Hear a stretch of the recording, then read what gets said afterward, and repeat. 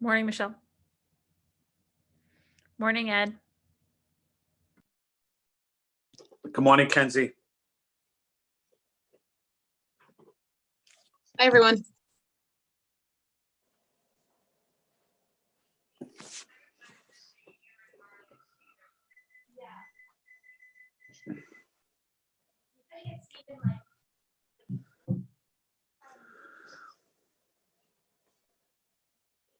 He's like a caveman, he won't bring his dishes down, like he won't shower, like he's like the pandemic's like, you know what I mean? Like he needs to like get it back together. Like he needs to be like a functioning human being.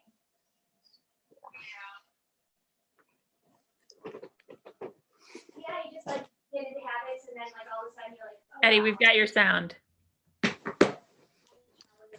Okay, thanks, Kenzie. I'm going to put myself on mute. Thanks, Kenzie.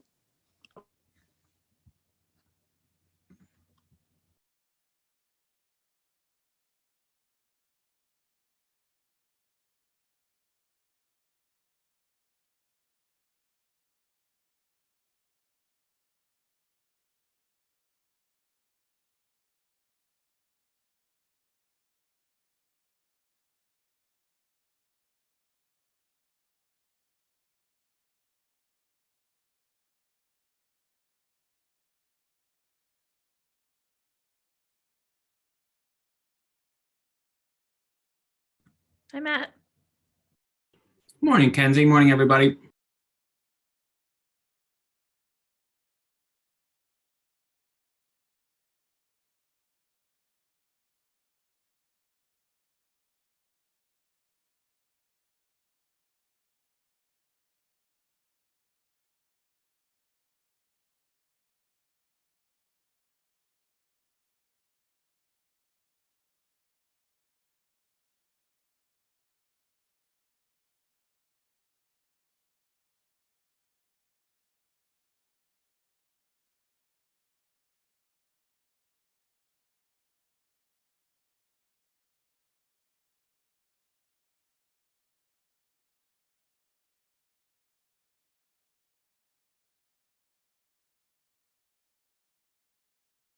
Thanks for being with us, Michelle.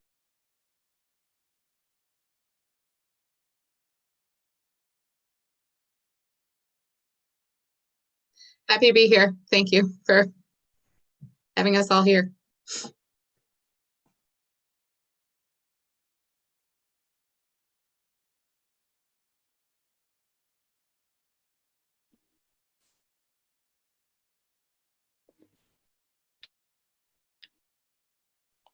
Hi, good morning. It's Councilor Mejia. I'm just doing an audio check. Can you guys hear me?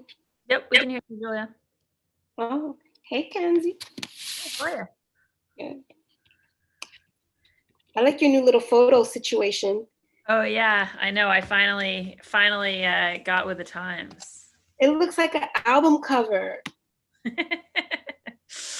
Thanks. I'll give the compliments to the staff. Yeah, I sent it to my team. I'm like, y'all are slacking. Y'all better get with Kenzie. Well, yeah, that's really the only reason we did it, just the spirit of friendly competition. Yep. And I know central staff, I think everybody in the waiting room is a panelist, if not a counselor. So if you want to let them through.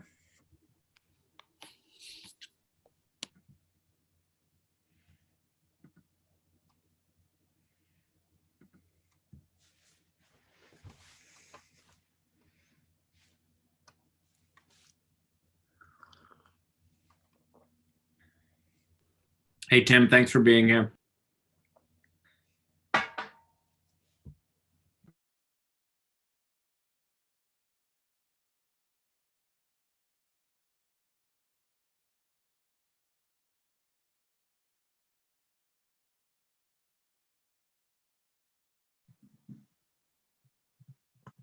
Hi, everyone. Okay, can you see me? Yes. Let me see. I'm so sorry. Oh, my sound is off. No, we can see you and hear you. Okay, great. Thank you. I'm so sorry. I had the wrong Zoom link. I was trying to figure it out and so sorry I'm late. Okay, I am good to go. Counselor Bott, Counselor O'Malley. Okay, is Carrie on or Candace? Good morning, Carrie here. I'll text you the list The right now. order? Okay, perfect. Thank you. No problem. I'm ready to go. All right.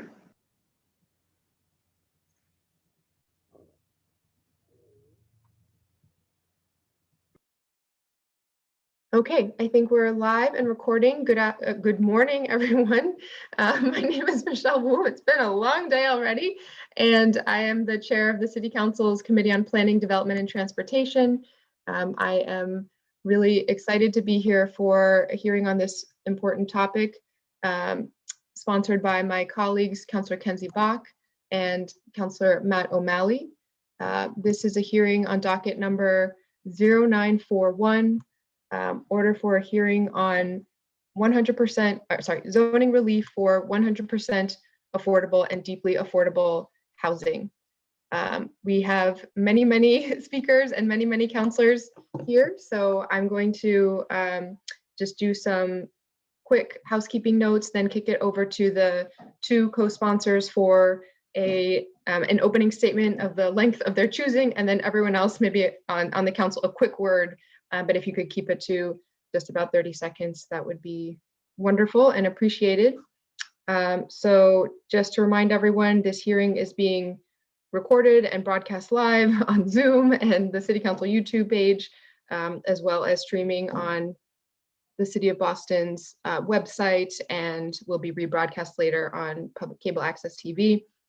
If you are watching this and wish to testify at this moment, you can email michelle.goldberg@boston.gov and we can get you the Zoom link.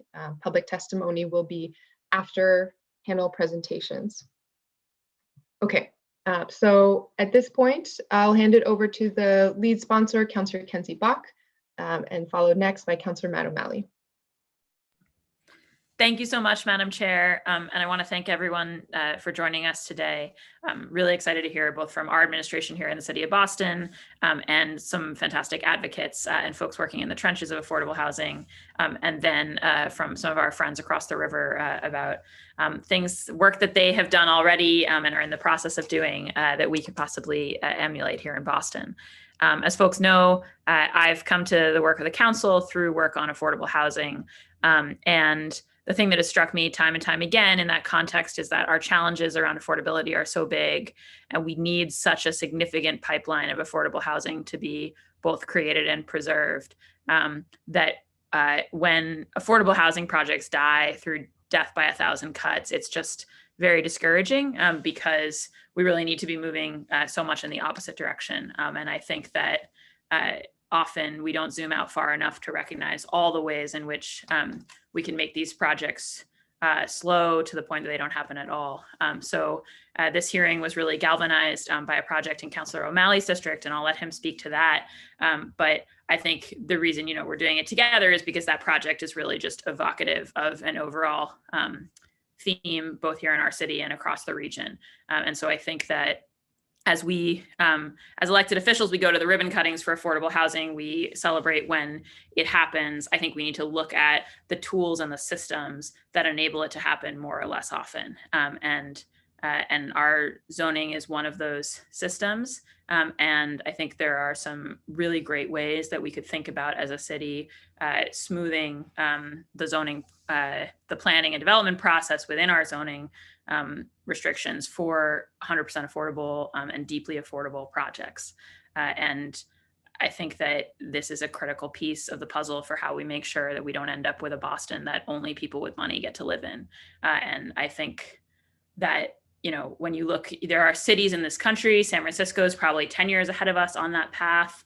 Some are 5. You look at cities like London and Vancouver, where low-income people have really ceased to be able to live in the city. We're proud to have that 20% of affordable deed restricted housing in the city of Boston. but we've got to figure out how to make more, and not just to make more housing, but to make more deeply affordable housing. So I'm excited to see what we and the administration could do in partnership, and how we can learn again from our neighbors. I'm really honored that we'll be joined by some other elected officials today from those neighboring communities. And I just want to thank you, Madam Chair, for holding this hearing, and my colleague, Councillor O'Malley, for co-sponsoring it. Thank you, Councillor Bach. Councillor O'Malley? Thank you very much, Madam Chair, for holding this hearing and helping facilitate this incredibly vital discussion. Thank you, of course, to my dear colleague and friend, the District Council from Beacon Hill, Councillor Bach, for her leadership on all issues as it relates to housing, long before she was elected, and certainly it's been the hallmark of her career thus far, and looking forward to seeing the work continue. I don't need to tell anyone on this Zoom call that we've reached a point in Boston where half of renters are classified as rent burden, meaning that they spend more than 30% of their income on housing costs. This number will only grow by leaps and bounds as we begin to feel the economic impacts of COVID. And we've seen firsthand already how the pandemic has worsened housing stability, from displacement to eviction, across the city of Boston and across the region. We know that thousands of families are on waiting lists from BHA and CDCs at every single block of this city, and every single neighborhood, rather, of this city. We're seeing this. And the action is needed now. It is absolutely imperative that we're able to vastly and quickly increase our stock of deeply affordable housing units. Now, one of the obstacles that we often have to this are the regulatory barriers. We all know that. We know what a robust and laborious community process can look like. All of us have lived through them. I've been on this body for 10 years. I've lived through more than your average bear. But while it's an important part, sadly, we've often seen that very process being used to further prevent the creation of any housing, but particularly deeply affordable housing, as was mentioned. And it is important to note, there is a project scheduled for Washington Street, Jamaica Plain.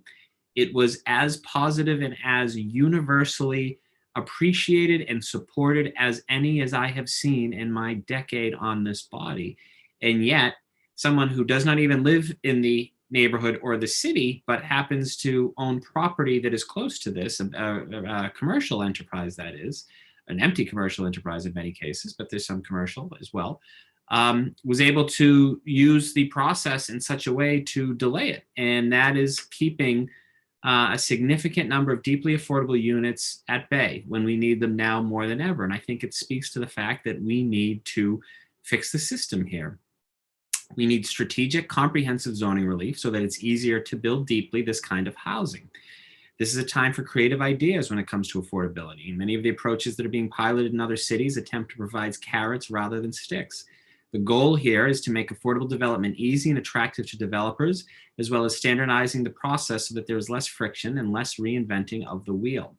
We not only need a dramatic increase in supply to realign our housing market, we can also do affordable more intelligently by incorporating mixed income developments, urban design best practices, as well as prioritizing transit-oriented development. This is an incredibly important conversation to have. I am hopeful that from this, we'll be able to actually put some real policies and procedures in place that will codify both the zoning code, the zoning commission, as well as BPDA overview. This is a very important conversation. The timing has never been more vital than it is right now, and I'm delighted to get to work with each and every one of you. Thank you, Madam Chair. Thank you very much, Councillor O'Malley. Okay, now we'll go to each of our colleagues, the folks who weren't the lead sponsors, for a quick statement if possible, because we do have 3 panels and the order will be Flynn, Mejia, Campbell, and Braden. All right, Councillor Ed Flynn.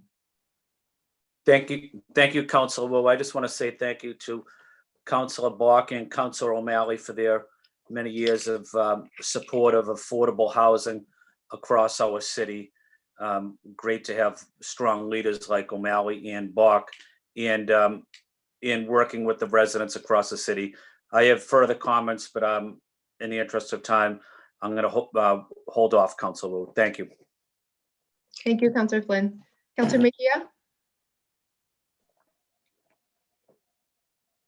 Hi, yes, good morning. I'm not sure if you can hear me. I have really bad internet. But I'm here for all of this. I wanted to just thank my colleagues and the sponsors of this hearing. Looking forward to having a conversation about the affordable housing situation that we find ourselves in. And while this may not be the appropriate public hearing to discuss, but I think it would be important at some point for us to really define what affordable is and affordable to who, and what that looks like in the city of Boston. But looking forward to this conversation and to being all in. Thank you, Councillor Bach and Councillor O'Malley, for your leadership in this space. Thank you, Councillor Mejia. Councillor Campbell? Thank you, Madam Chair, and thank you to Councillor Bach and Councillor O'Malley for bringing this forward. It's a great idea. Looking forward to the conversation. Thank you to all of the panelists for also being here this morning. I think the co-sponsors summed it up well, that obviously every single day as a district council, this is an issue that comes up in terms of affordability and access to affordable units. So anything that cuts at the red tape and bureaucracy to get it done more quickly, to make units more available more swiftly for residents, I think is a good thing. So looking forward to the conversation. Thank you, and thank you again to the sponsors. Thank you, Councillor Campbell. Councillor Braden? Good morning, Madam Chair. I also want to echo my thanks and appreciation for the leadership of Councillor Bach and Councillor O'Malley on this issue. I've talked of it many times. We have a wait list in Alston Brighton of 17,000 folks waiting for affordable income restricted housing. We are building thousands and thousands of units in Alston Brighton, and most of it is the income restricted part of that is usually above 70% of the area median income, which means that most people who live in Alston Brighton can't afford to live in those income restricted homes. So this is an issue that's really near and dear to my heart, and I look forward to hearing the panelists, and thank you for chairing this hearing this morning. Thank you. Thank you, Councillor Braden. And I also see Councillor Arroyo. Just really quickly, I think everything that has to be said has been said. We all know how important affordable housing is, and so I'd like to just get to the hearing. So thank you to the makers for this important hearing on a very important topic. Thank you. Thank you, Councillor Arroyo. Okay, I'm informed that there are no folks signed up for public testimony yet, so we would have given some space for folks to dive in ahead of time, but we'll go straight to the panel in that case. Panel number one is representation from the administration. So I know we have a number of folks here. I see Brian Glasscock, Christy D, Jessica Boatwright, and Michelle McCarthy, and Tim Davis. So I'm not quite sure if you all have coordinated what order you'd like to go in, but if you could, whoever has an opening statement, if you could just introduce yourself, your role, and keep it to just a few minutes, that would be appreciated. And then we'll go into Q&A with all the councilors. Thank you, Chairperson Wu, Councilors Bach, O'Malley, Flynn, Mejia, Campbell, Braden, and Arroyo for your attendance and your interest in this topic today. For the record, I am Tim Davis, Deputy Director for Policy Development and Research at the Department of Neighborhood Development, and I am joined here today by Jessica Boatwright, Deputy Director for Neighborhood Housing Development. Thank you for holding this hearing on this important topic. The Department of Neighborhood Development provides funding for the construction of new affordable income-restricted housing, as well as the preservation of existing income-restricted housing. We are always looking for ways to reduce the costs and speed up the development of these units. For this reason, we are interested in the path the City of Cambridge has taken, which has the potential to lower permitting costs for some projects and also provide opportunities for income-restricted developers of income-restricted housing to better compete in a high-cost market. We are interested in having this discussion in Boston and look forward to working with our zoning and planning partners at the Boston Planning and Development Agency, who will follow me, and hearing the thoughts of the City Council and the public today. Thank you, and I will pass this over to the Boston Planning and Development Agency. Hi, everyone. Thank you so much for having us here today, Chairwoman Wu, Councilors Bach and O'Malley, and everyone else who's here to talk about this important issue. I'm Michelle McCarthy, BPTA Housing Policy Manager for about the past 2 months now. Extremely excited to hear about what the council envisions for 100% affordable housing overlay or deeply affordable housing zoning overlay. And really interested to hear how we at the BPDA can assist and adapt ideas from other communities and work creatively on this extremely important issue. affordable housing, and deeply affordable housing is a passion of mine. So I'm looking forward very much to take this on as I start here at the BPDA, and look forward to just hearing from the community about ideas that have worked in other cities and towns. So thank you so much.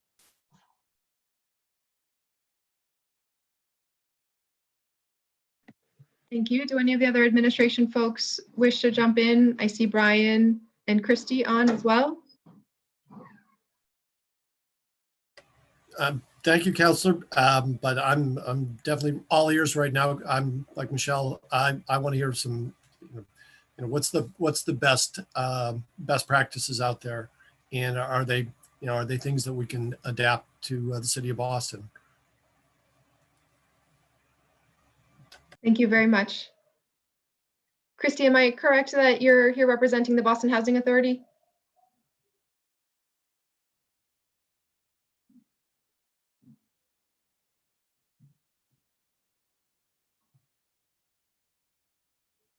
Oh, you're muted. Oh. Okay, we're having some trouble hearing. It looks like there might be some technical difficulties, but we'll loop Christy back in if they wish later. So thank you very much to folks from D&D and the BPDA for your comments. We'll dive in with councilors' questions, starting with lead sponsor, Councilor Kenzie Bach. Thanks so much, Madam Chair. Yeah, and thanks so much to both teams for being here today. I mean, I think we're gonna, our next panel, we're gonna hear from advocates about things that would be helpful. And as I mentioned at this top, we've got, folks from Cambridge and Somerville coming to talk about their overlays. I guess one question I would have, and maybe it's best directed to Brian, is sort of what examples, if any, we have in Boston of applying an overlay type mechanism. I mean, I know we don't have one for affordability, but thinking about something that would try to ease the permitting process across the board for 100% affordable buildings. I just know that we hear a lot of frustration from residents about why we can't get more deeply affordable buildings and units built in the city. And again, it comes back to issues of cost. And I think there are places where the permitting, the time that we lose in the process could really make the difference. So I'm just curious whether, I know that we don't have an existing affordable housing overlay in the city, that's why we're having this hearing, but whether on the zoning side, there's anything kind of kindred that we've done in the past in Boston that you can think of. Well, generally speaking, I don't want to dive too deep into zoning just yet, because as you know, that can be a kind of a rabbit hole. But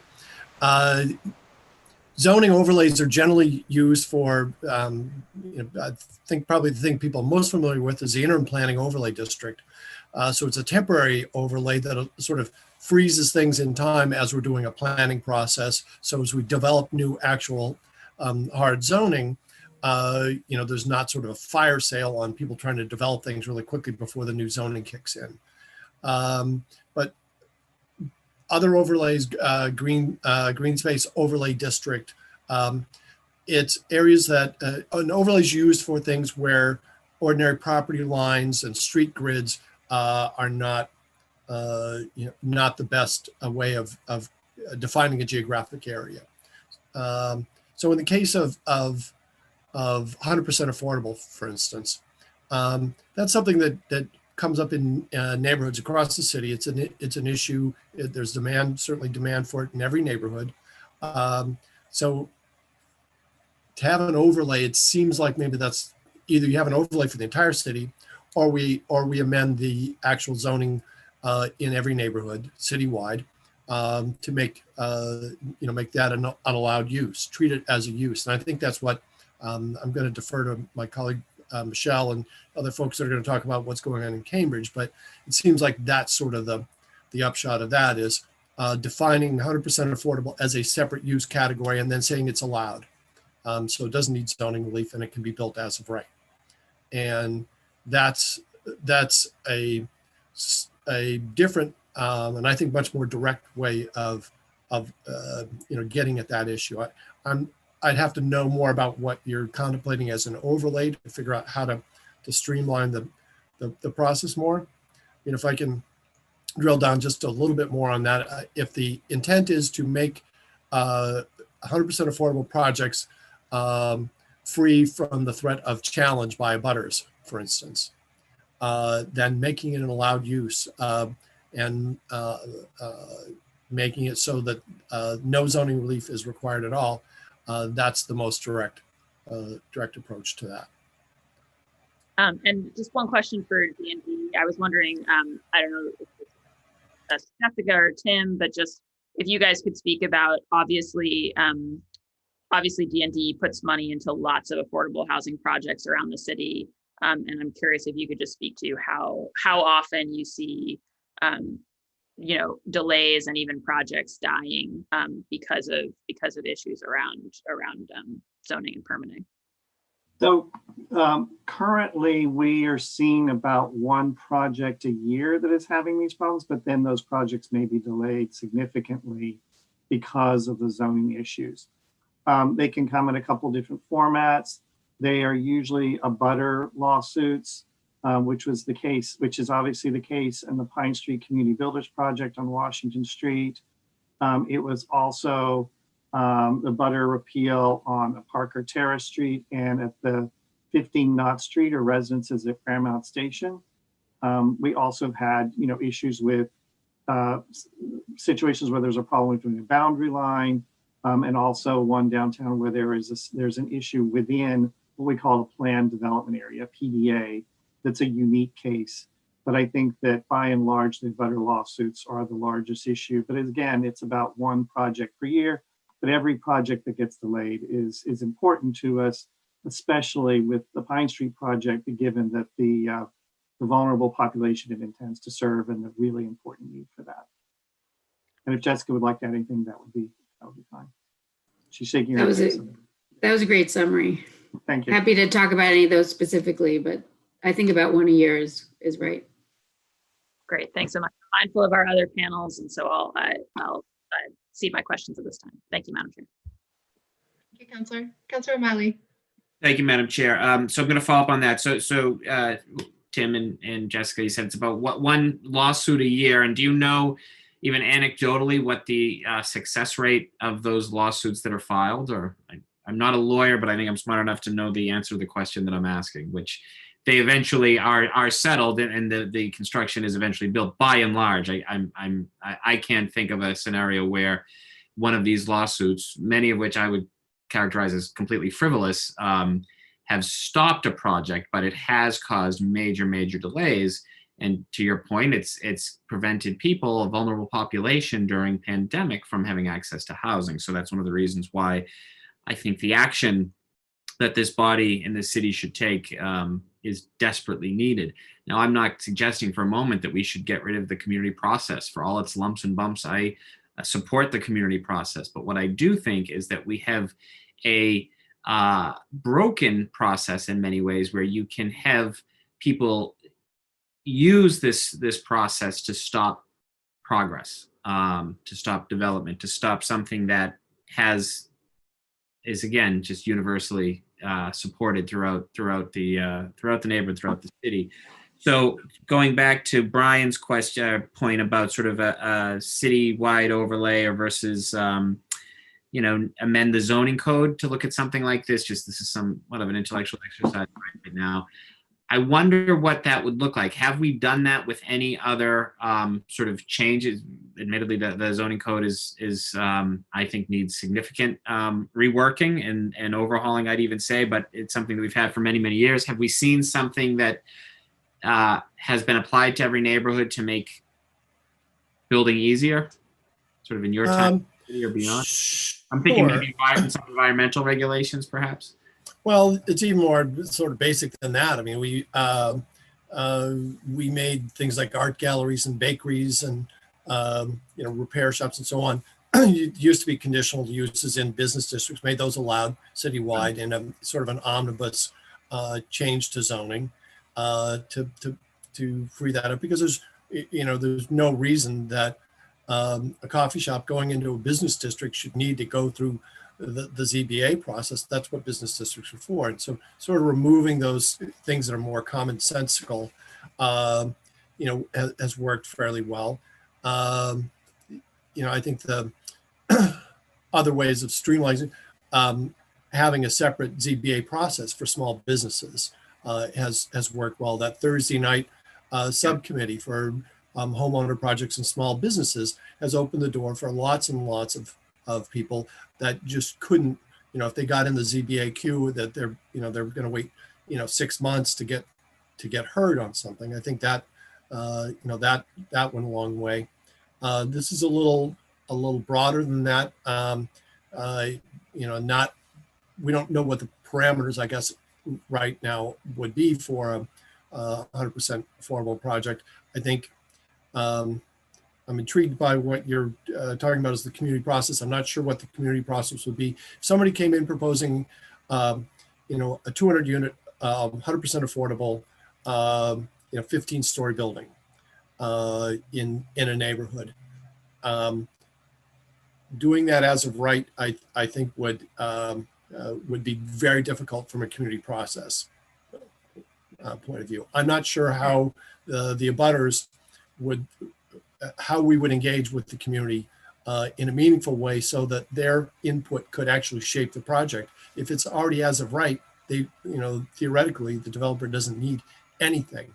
Maybe some design review, but I'm not sure how we created a forum for a give and take with the neighborhood and the developers and the advocates, so that we can figure out what's the right thing. How do we arrive at the right sort of height and density and all those other things on a neighborhood basis. I don't disagree with anything you said, Brian, and certainly for all of its issues, and there are many, the zoning code does serve a purpose in this city.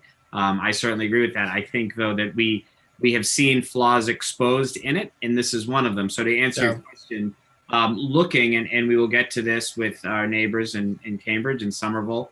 They've done some really innovative work in this space in Austin, Texas, that, I'm looking forward to getting some more information, but there are certainly incentives that we can offer to make it easier and more encouraging, because I think another byproduct of this is that when you have a CDC or a nonprofit or a for-profit company working together to try to build in Boston, as we all know, can be prohibitively expensive for the first place, to add that with affordable housing, or deeply affordable housing, he or she may be less likely to do that if we're going to allow for this system where one individual can stop a project that, again, has been years in the making. And we're all on the same page. I know the city was very instrumental in supporting this.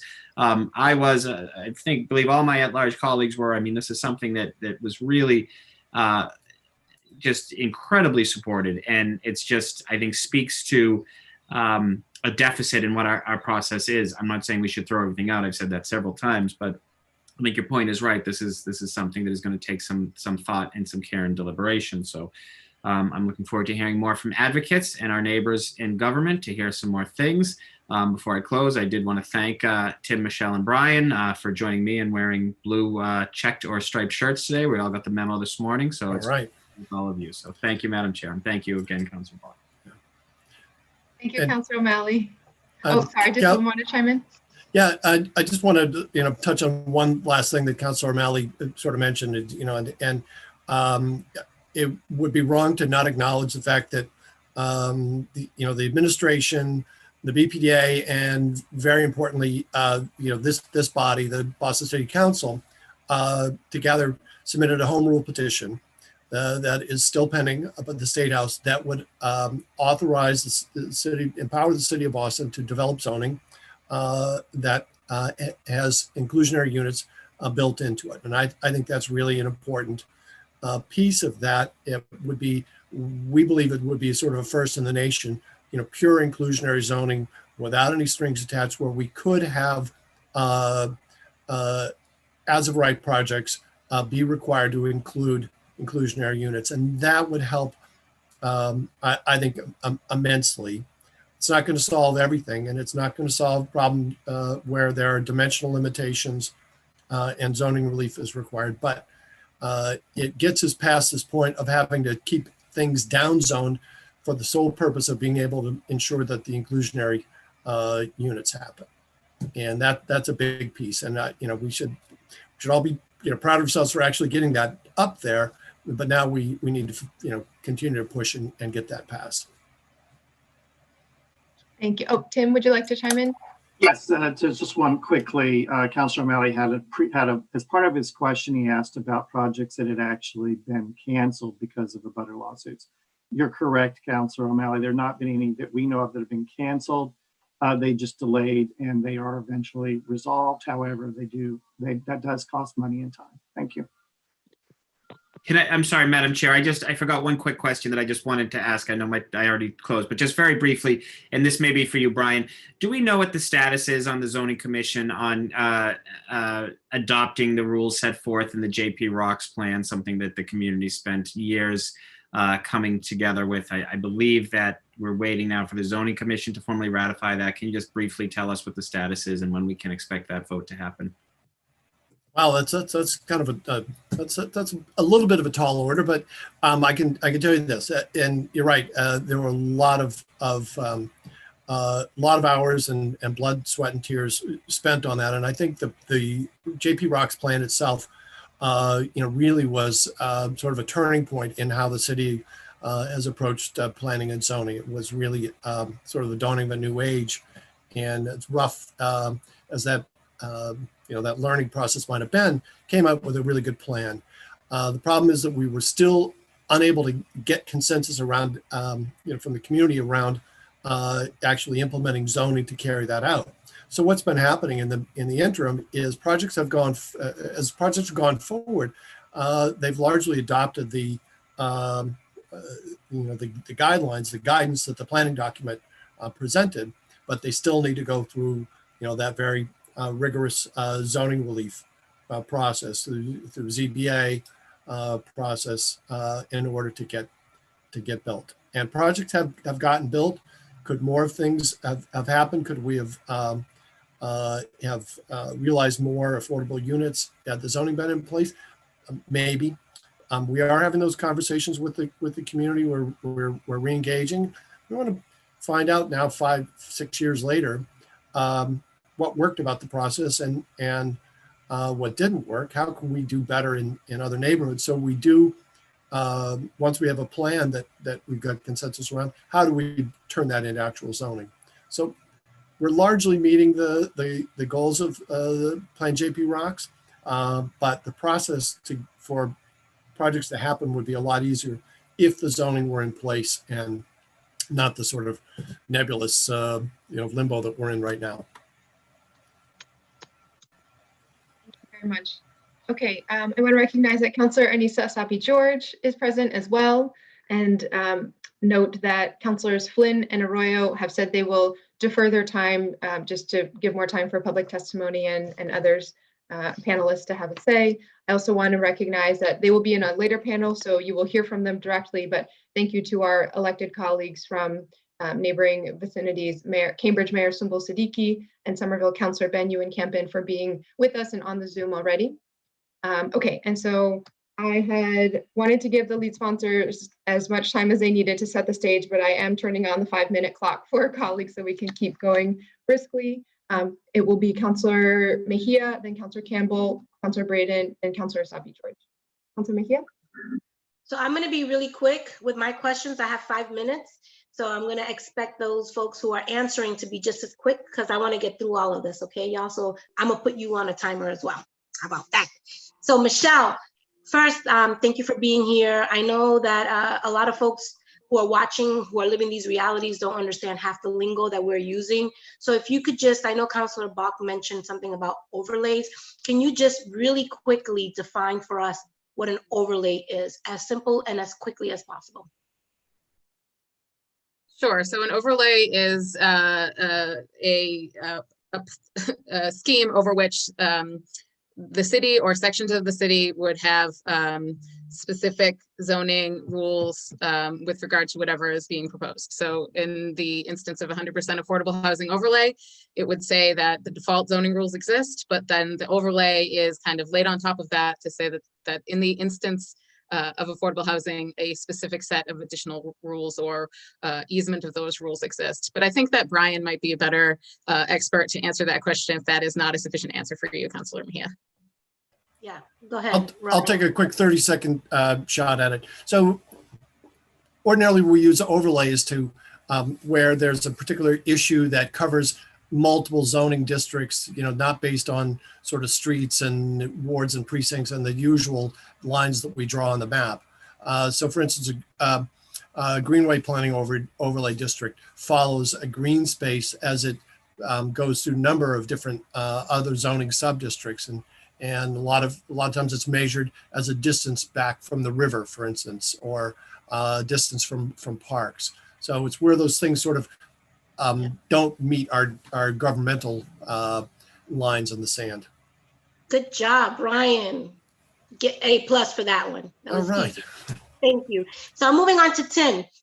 Tim, I'm just curious about just zoning for, not just about zoning for affordable housing, but in zoning in the way that we might be potentially be able to build wealth as well. We've been working on projects around residential kitchens and zoning for things like barbershops and hair salons to be operated out of people's homes.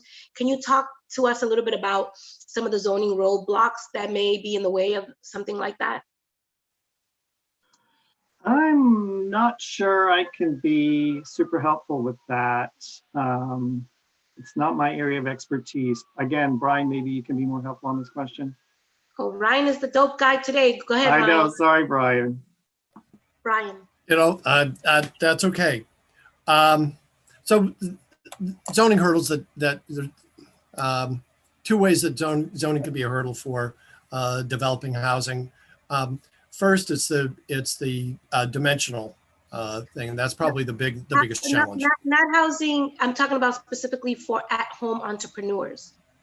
So hurdles for folks who may want to utilize their homes. Oh, okay. So there are provisions for at-home businesses, and it's really becomes kind of a gray area because part of the problem, we certainly wouldn't want somebody to have an at-home body shop. That would be a problem if they're spray painting cars. So there's a provision for things like doctor's offices, at home, lawyers, accountants. People can work from home. I think there's a real opportunity to maybe rethink that in the work from home COVID era.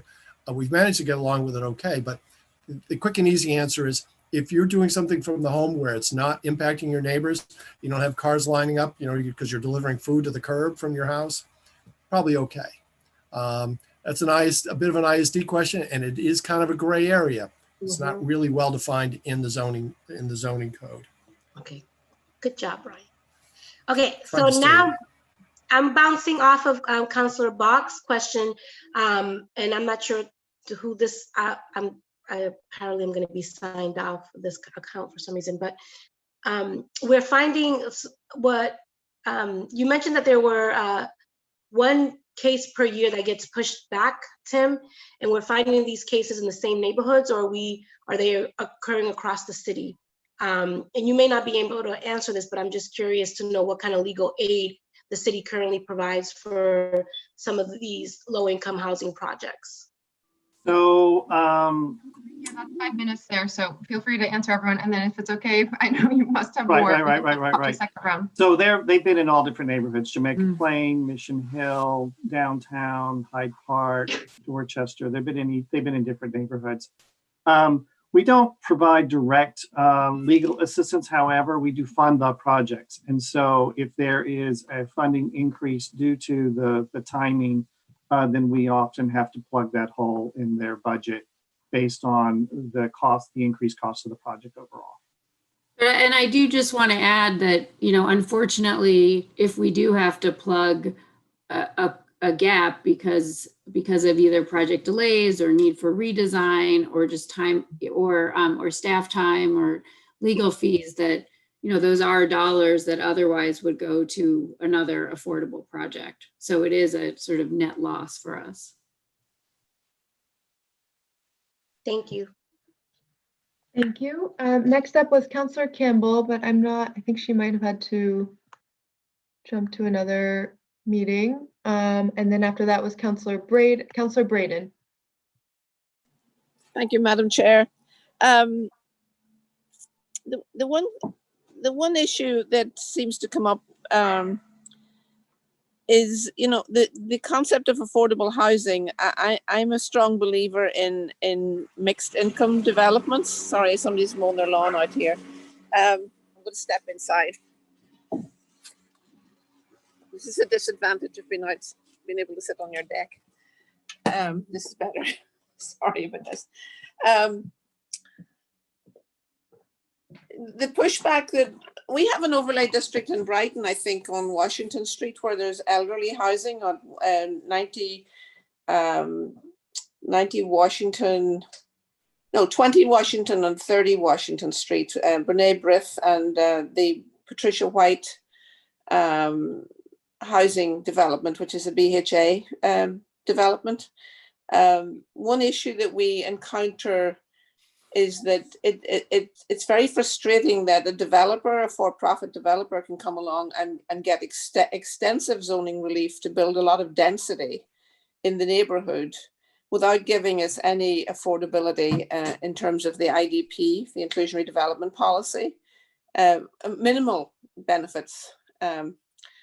And I think if maybe I know, Tim, you were working on revising the IDP policy when you were over at the BPDA, but you know, I think having an IDP policy that is more inclusive and not like in Alston Brighton, we're sort of stuck.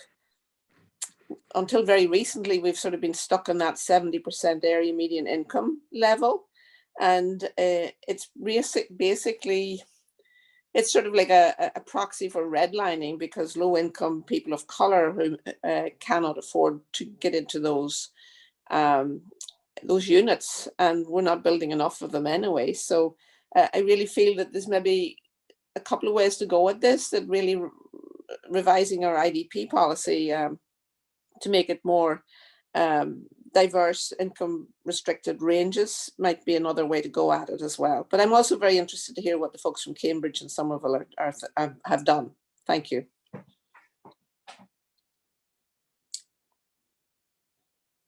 That was more of a statement than a question. Is the IDP revisions, changes in the IDP policy another tool, Tim?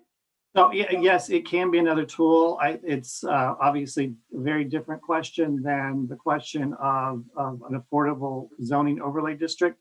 As you were well aware, there is also a process going on to pass a zoning ordinance around affirmatively furthering fair housing.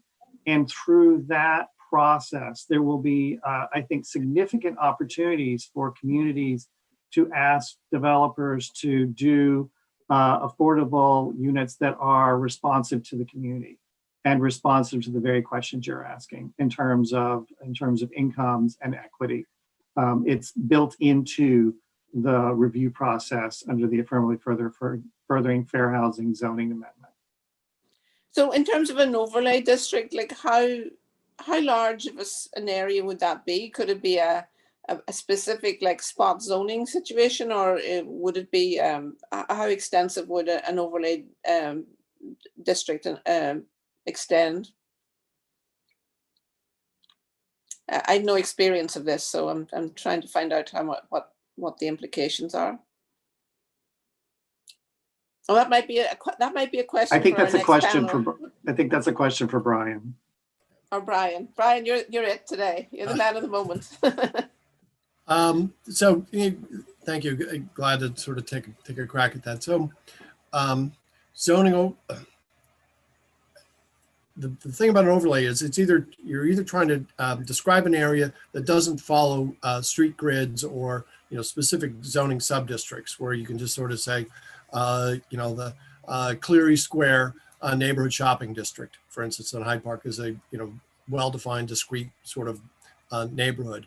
And for that, there's a whole set of zoning rules that go with that. You would just change the zoning rules for that particular sub-district. And we do that all the time on a citywide basis. We list all the neighborhoods and all the sections that we want to change all at once, versus an overlay where we would say, you know, either an entire neighborhood, you know, of Hyde Park, or we would say anything, you know, within 100 feet of the center line of Hyde Park Avenue would be covered by an So, overlay Brian, you district. could finish this response and feel free to take all the time you need, but just noting that 5 minutes is up.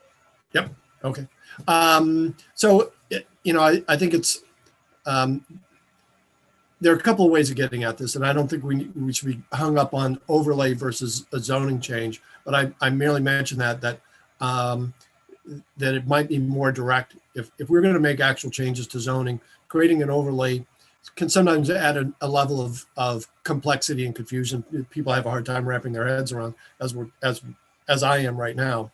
So maybe a more direct change to the actual zoning itself might be a less complicated way, and really build it, you know, into the actual zoning rather than have something that sort of hovers over all the existing zoning. But you know, that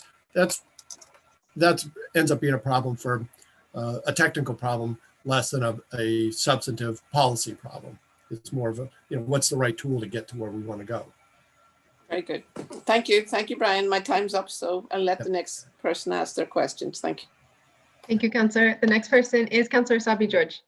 Thank you, Councillor Wu, and thank you everyone for being here. I look forward to the rest of the panel. So I just want to ask a quick question. I also tuned in a few minutes late, so I don't want to be repetitive. Do we look at all with these larger, more affordable projects?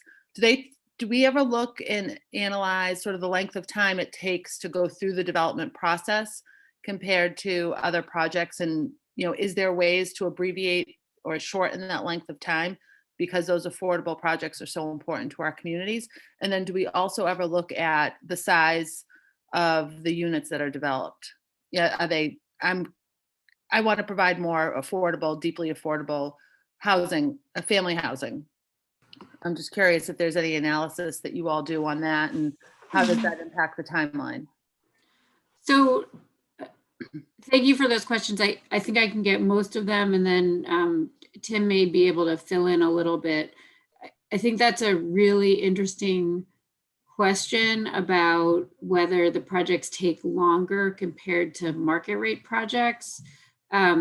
One thing that makes that a little bit challenging is that our larger affordable housing projects tend to need tax credits, which means they need to go into the statewide competition for funding.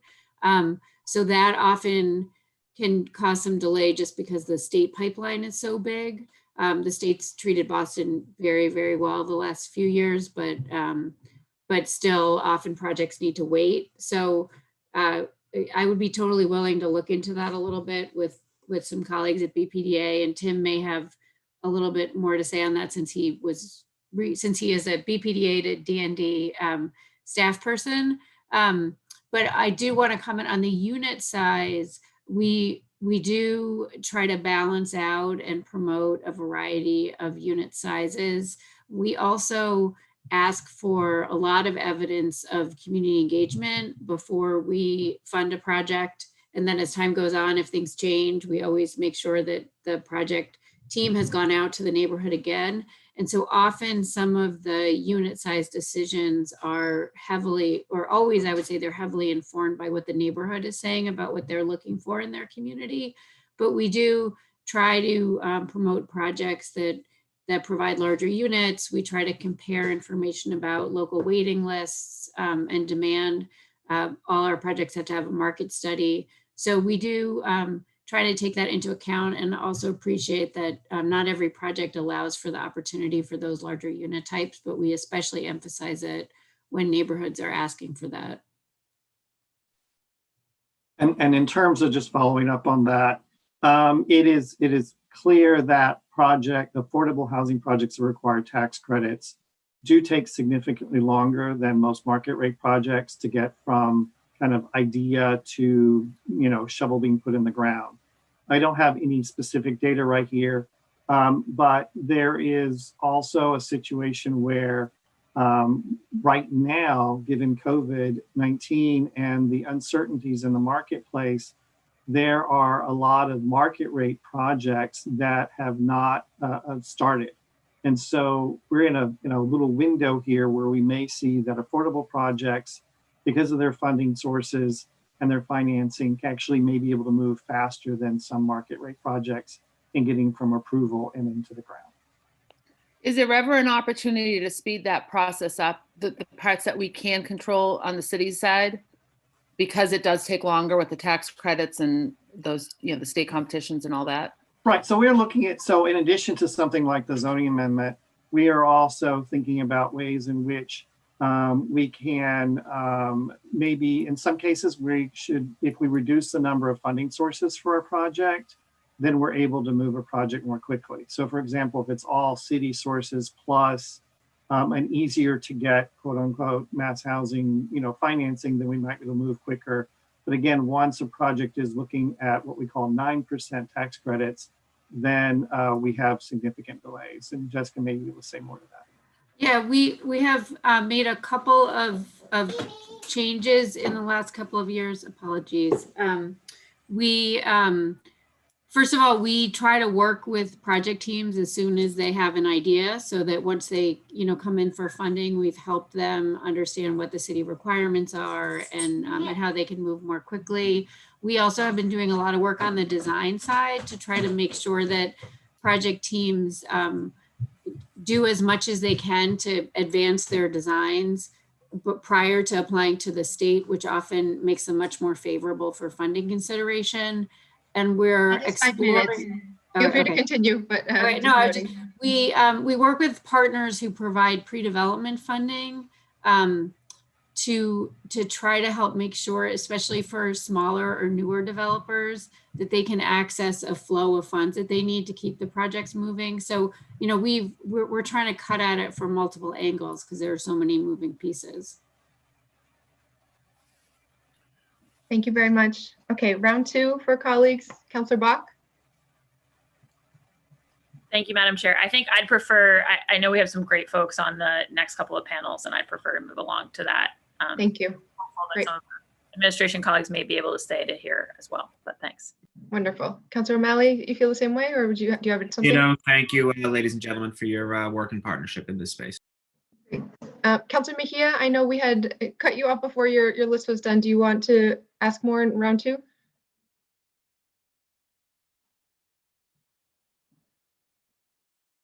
Councillor Mejia?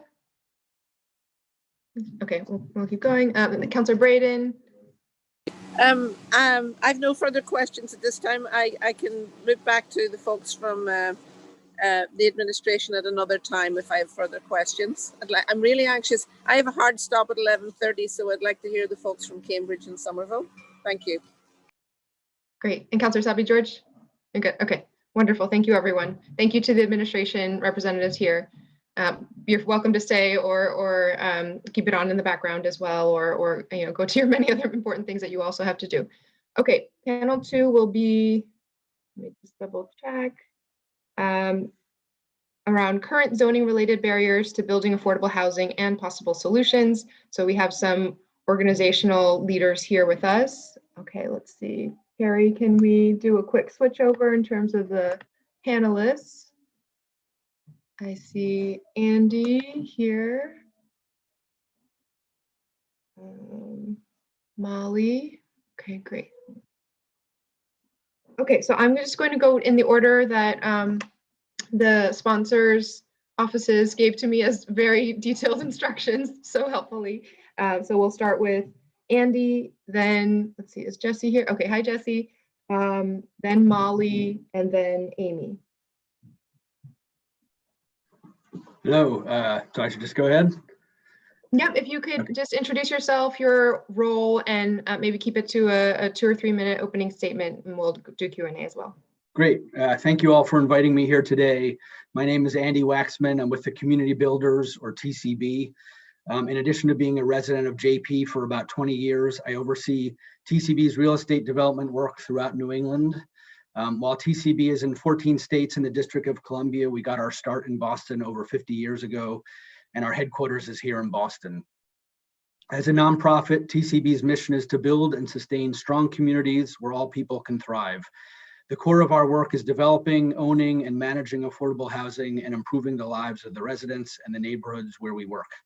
TCB is a large stakeholder throughout Boston. We own and manage 1,500 homes in Boston, the great majority of which are affordable.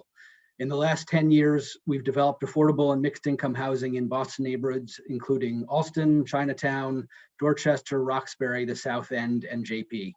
Our current development pipeline has about 1,000 additional units in Boston. Most relevant to this hearing, we're the developer, along with the Pine Street Inn, of 3368 Washington Street in JP. As you know, the zoning approval for that project has been appealed, and we are in the middle of a zoning litigation. So I'm limited in the specifics I can discuss on that property. What I can say is that TCB appreciates a robust community process. Such a process can have at least two main elements. First, a neighborhood-wide plan that sets parameters for future development. And second, an Article 80 process that involves project-specific review. On 3368 Washington Street, as well as our other projects, our goal is to respect and engage with existing neighborhood plans, as well as with local stakeholders and various city agencies with jurisdiction over development. We typically start this engagement well before we file for Article 80 approval. On this and other buildings, we have made important changes to our proposals both before and during the Article 80 process. This feedback has made our projects better. Ideally, this process leads to a greater support for the project. This is what happened on 3368 Washington Street. Unfortunately, when the zoning code has not yet been updated to reflect more recent planning processes, obtaining zoning approval involves the uncertainty of obtaining zoning variances with the risk of litigation. It creates an opportunity for individuals to challenge even unanimous decisions of duly appointed boards set up to decide after community input. That in turn can lead to protracted settlement needs or litigation. If a project does face litigation, it can significantly slow down a project.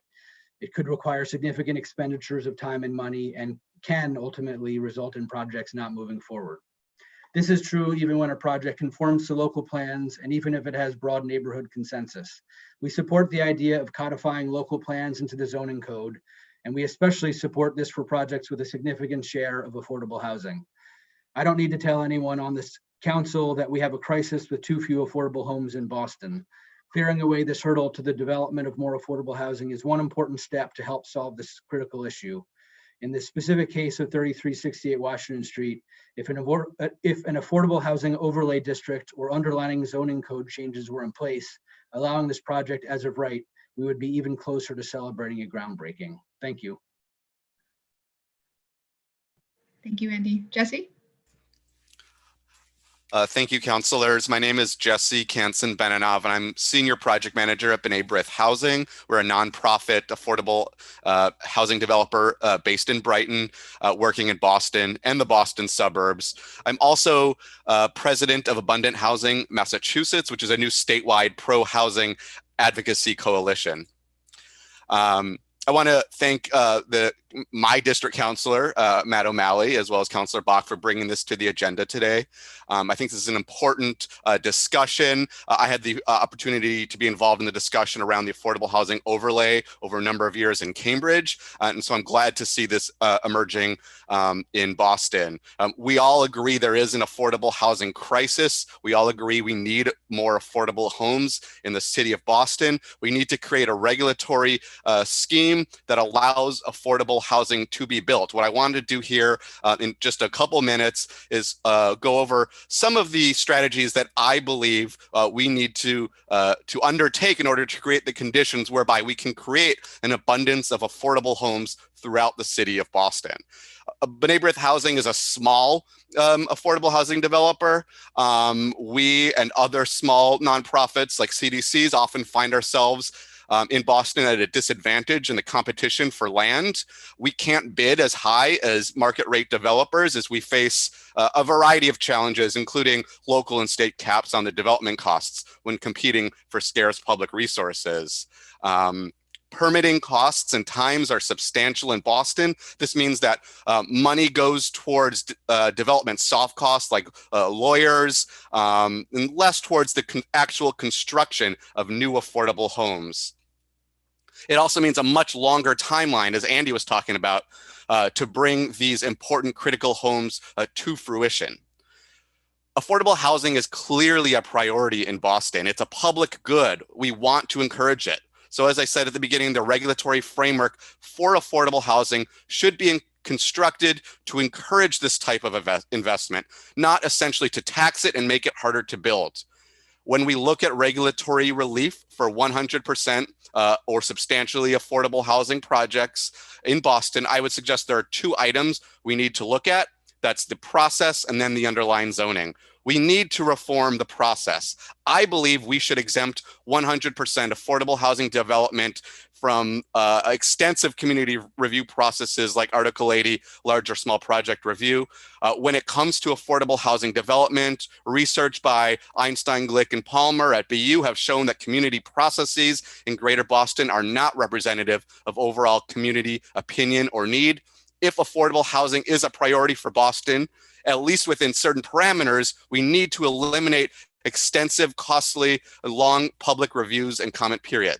But process alone is not enough. The underlying zoning in any zoning district should actually allow for the physical form of affordable housing to be built.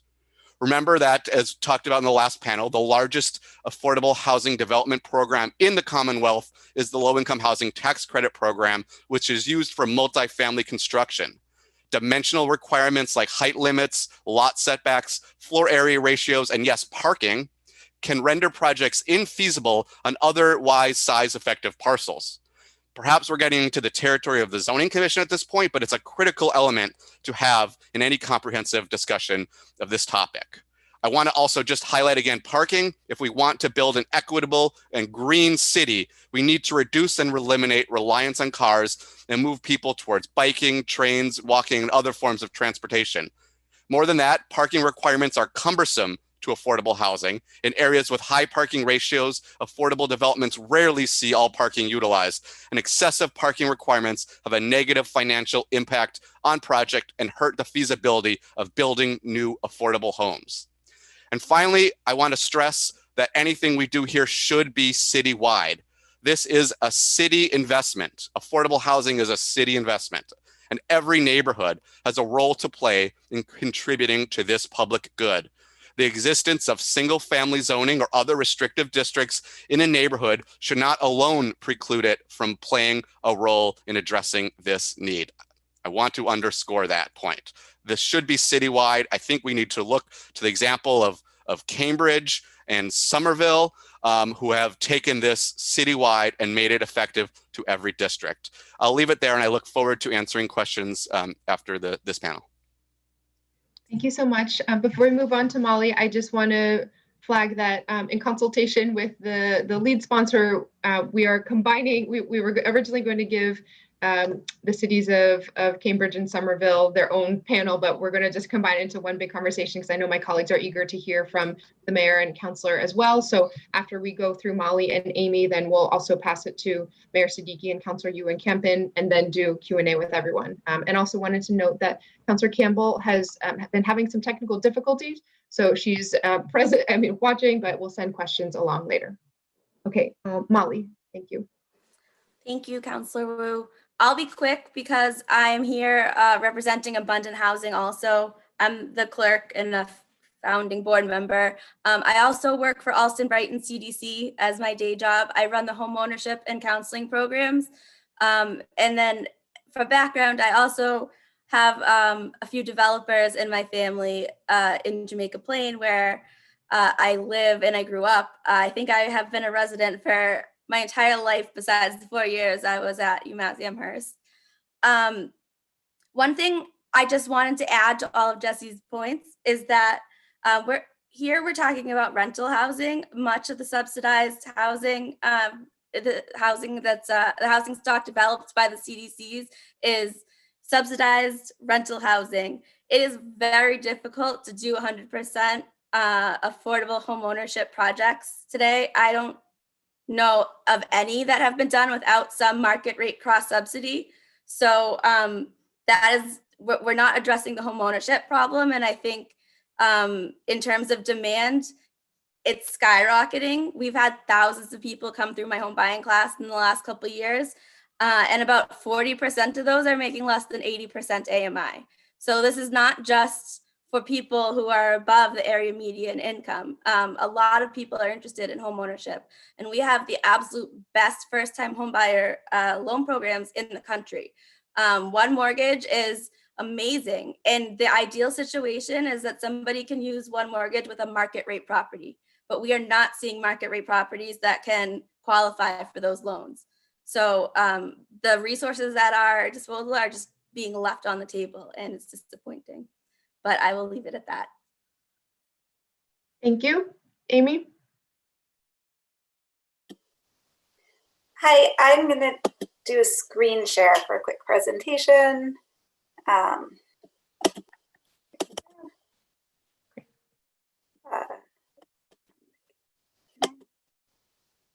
Hi, so thank you for the opportunity to talk about zoning for multifamily housing, which is what I spent a couple of years researching. I'm an independent policy researcher. I really appreciate everyone's attention to this topic and specifically to affordable housing. My presentation is to give a little bit of big picture regional context for your discussion. Pre-pandemic, it was projected that Greater Boston needed hundreds of thousands of dwelling units to meet demand for housing. And so I looked at zoning for multifamily housing in 100 cities and towns of Greater Boston, not including the city of Boston itself. I went through the zoning and housing production plans and master plans. And the main takeaway was that we don't have the zoning in place across the region to meet demand for housing. So thus the housing shortage we've seen. I looked specifically at a lot more questions digging deeper, but one was, where are we allowing for multifamily housing to be built across the region? And my big takeaway was that municipalities are allowing incremental development in the historic centers, the downtowns, typically tens of units of development over a couple of decades, and then more on the municipal peripheries, on the edges between highways, train tracks, and water, and hardly any in the vast in-between, which is the residential neighborhoods. The vast majority of Greater Boston is zoned for single-family housing, and very little zoning sort of allows for more multifamily housing in the vast areas of the region. Greater Boston has so many historic downtowns, great places to live, and cities and towns have seen adding housing there as a strategy to keep them vital. And this may be even more important now as main streets and small businesses are hit during the pandemic. As an example, and what I also wanted to say there is that we've seen great progress here, that about half of the cities and towns that I looked at added housing to a historic center in the last 2 decades, and most of that involved rewriting the zoning to allow it. But as I was saying, it tended to be at a scale of tens of units and very sort of careful rezoning. So a parking lot will get rezoned, or very specific properties get rezoned to allow more housing, as opposed to broad-based upzoning. And if you add up all of the dwelling units that have been added to all of the historic downtowns across Greater Boston in the last 20 years, it adds up to a very small portion of projected demand.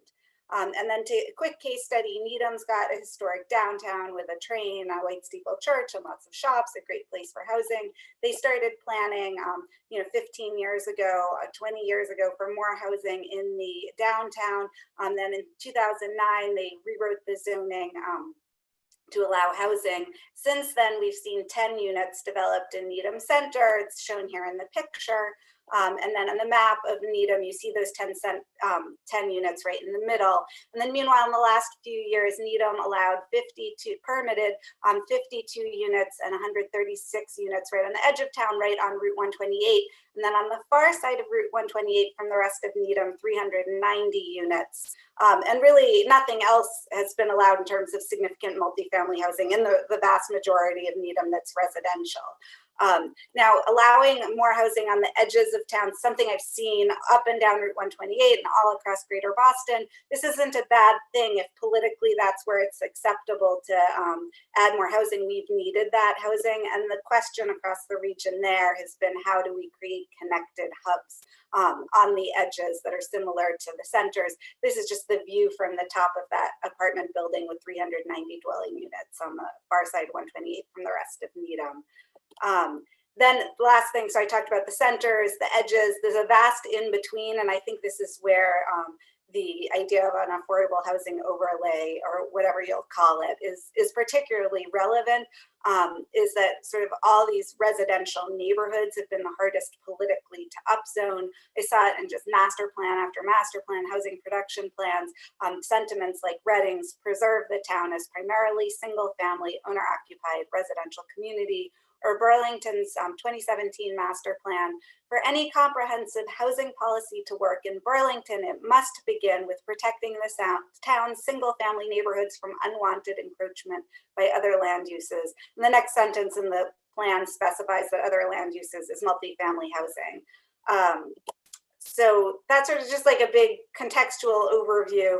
In my view, we should be allowing a lot more housing in the centers and around the centers, and allow incrementally more housing in walking distance of the centers and biking distance of the centers. And that's getting really into that zoning and single family neighborhoods that's so hard to change. And then to plan connected nodes on the edges that are diverse and walkable and have served by public transportation. A little bit harder in the pandemic age, I think, mobilizing funding and planning and attention to those areas. But yeah, that's my basic overview. Thank you, and I look forward to the discussion, and I really appreciate hearing what everyone has to say on this topic. Thank you very much. That was really informative. Mayor Siddiqui?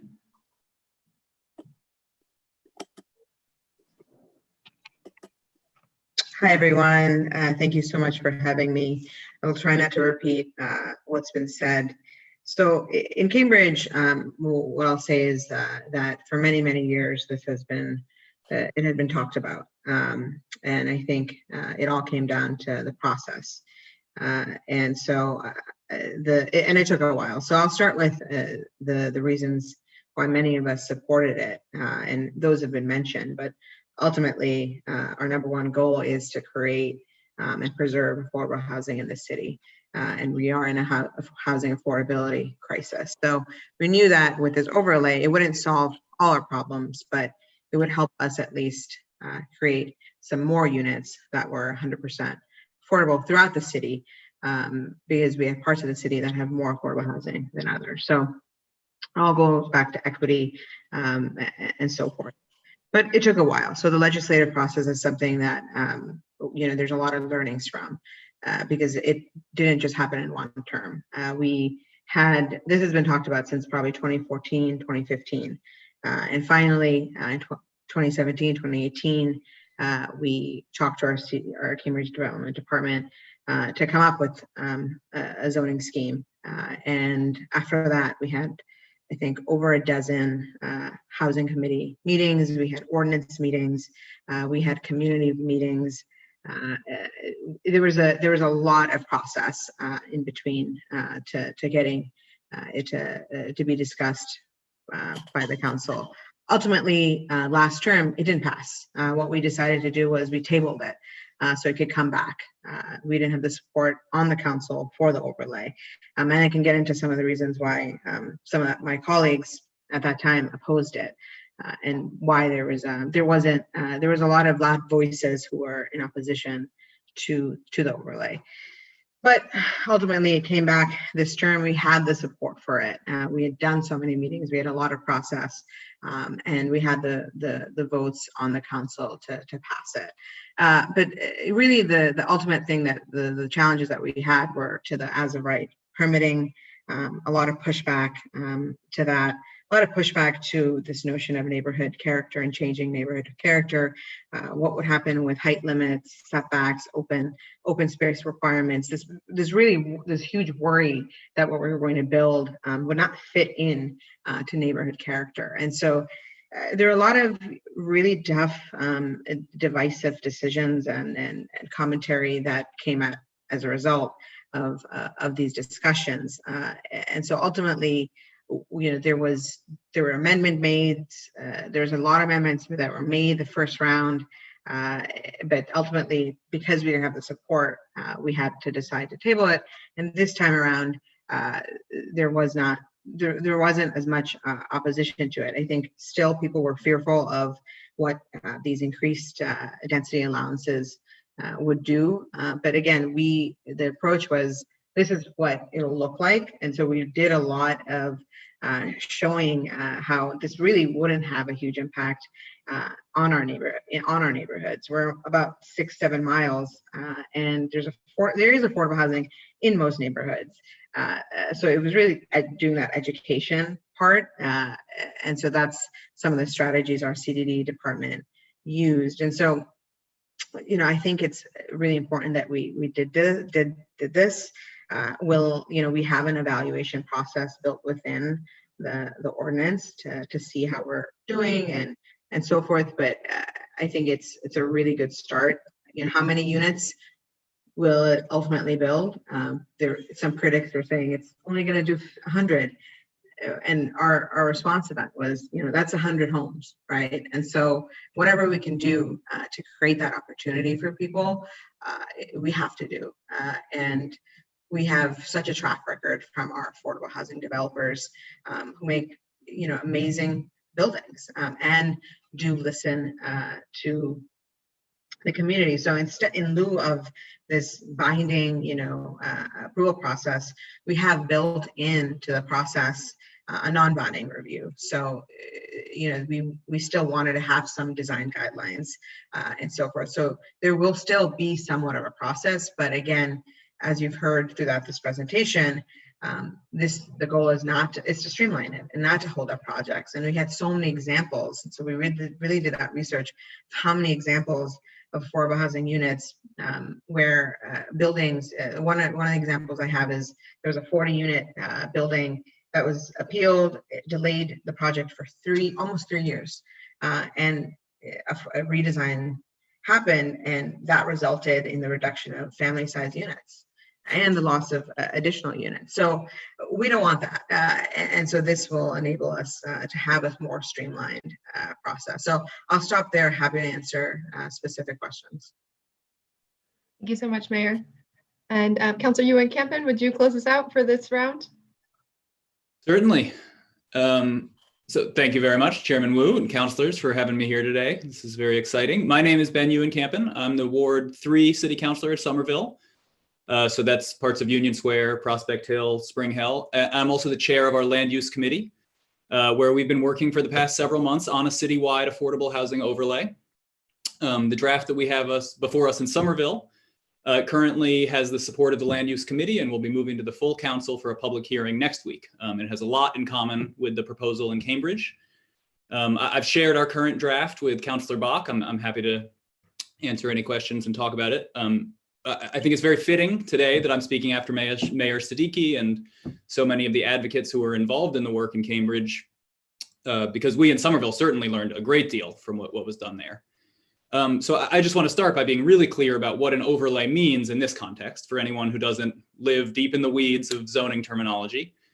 In Somerville, this overlay would mean that for every property in the city, if you're going to build standard market rate development, you're held to our basic zoning requirements, our base zoning. But if you're going to build 100% affordable building, you get access to a different set of zoning rules. And these rules are designed to encourage the projects to move forward smoothly, to be more cost effective. And I'm going to get into those details in a minute. But I want to outline our process of how we went around this. So we began by asking, what are the obstacles in our zoning to the creation of new affordable housing in Somerville? And the reasons that we focused on zoning specifically is because, as we all know, there are so many issues, so many obstacles for building new affordable housing, but zoning is something that is within the control of the city council directly. So we had our planning and our housing staff go out and conduct a number of interviews with developers, both nonprofit and market rate developers, and ask them, what are the obstacles in our zoning when it comes to creating new affordable housing? We heard a lot of answers, but the two major issues that came up over and over were this: the price of land. This is obvious, but nonprofit developers, as we know, are out there. They're competing for the same properties that market rate developers are, which makes it exceptionally difficult to secure land because they don't get to turn around and make a profit.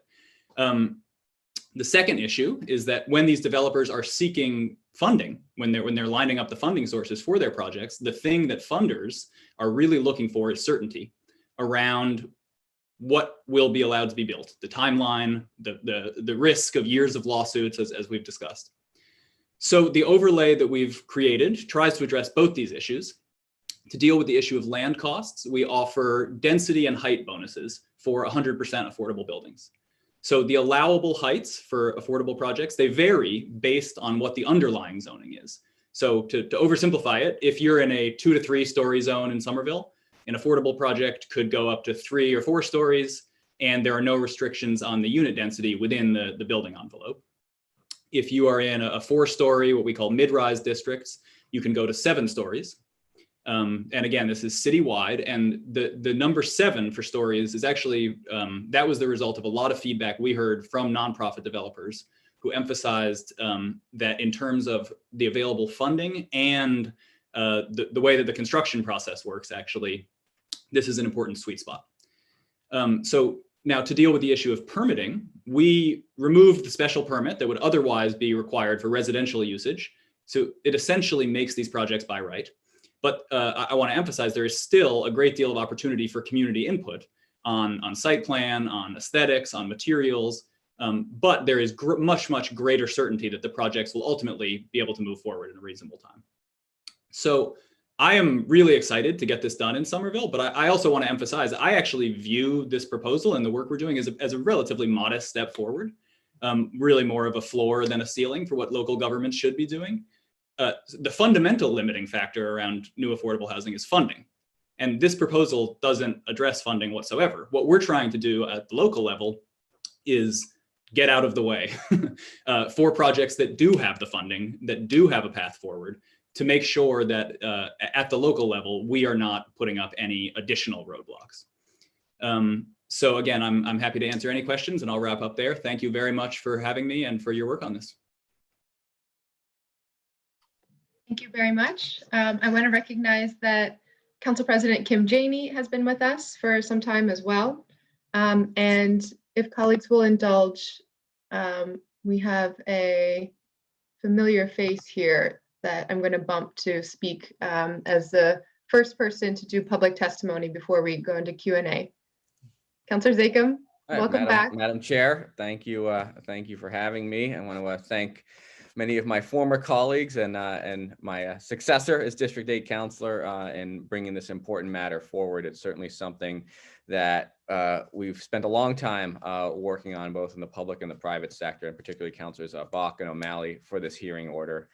It's timely, it's on point, and it coincidentally goes well with my new endeavor that I'm working on, Housing Forward Massachusetts, which is a nonprofit organization dedicated to removing obstacles, regulatory obstacles to affordable housing, workforce housing development across the Commonwealth. Obviously, Boston is very important to us. And we've heard already throughout this hearing countless stories. I experienced this quite a bit as a city councilor, as a chair of our housing committee, of good projects, affordable projects, middle income projects that were held up through lawsuits, through arcane zoning procedures, and that adds to the cost dramatically in materials and carrying costs and the soft costs, which can often make up between a fifth and a third of a project's cost, sometimes even higher for affordable developments. And it's incumbent upon cities and towns, and quite frankly, the state of Massachusetts, to remove some of these obstacles. So I would say I agree with many of the proposals, and Housing Forward Mass has shared our sort of principles around zoning that we believe in with the panel that have been talked about today. So we need some change at the state level, but the idea of making all affordable projects as of right in most areas makes a lot of sense, especially when we're talking about not projects that aren't at high-rise level. So when we're talking about 5 or 6 story projects, that make sense in central business districts, in areas that are transit adjacent.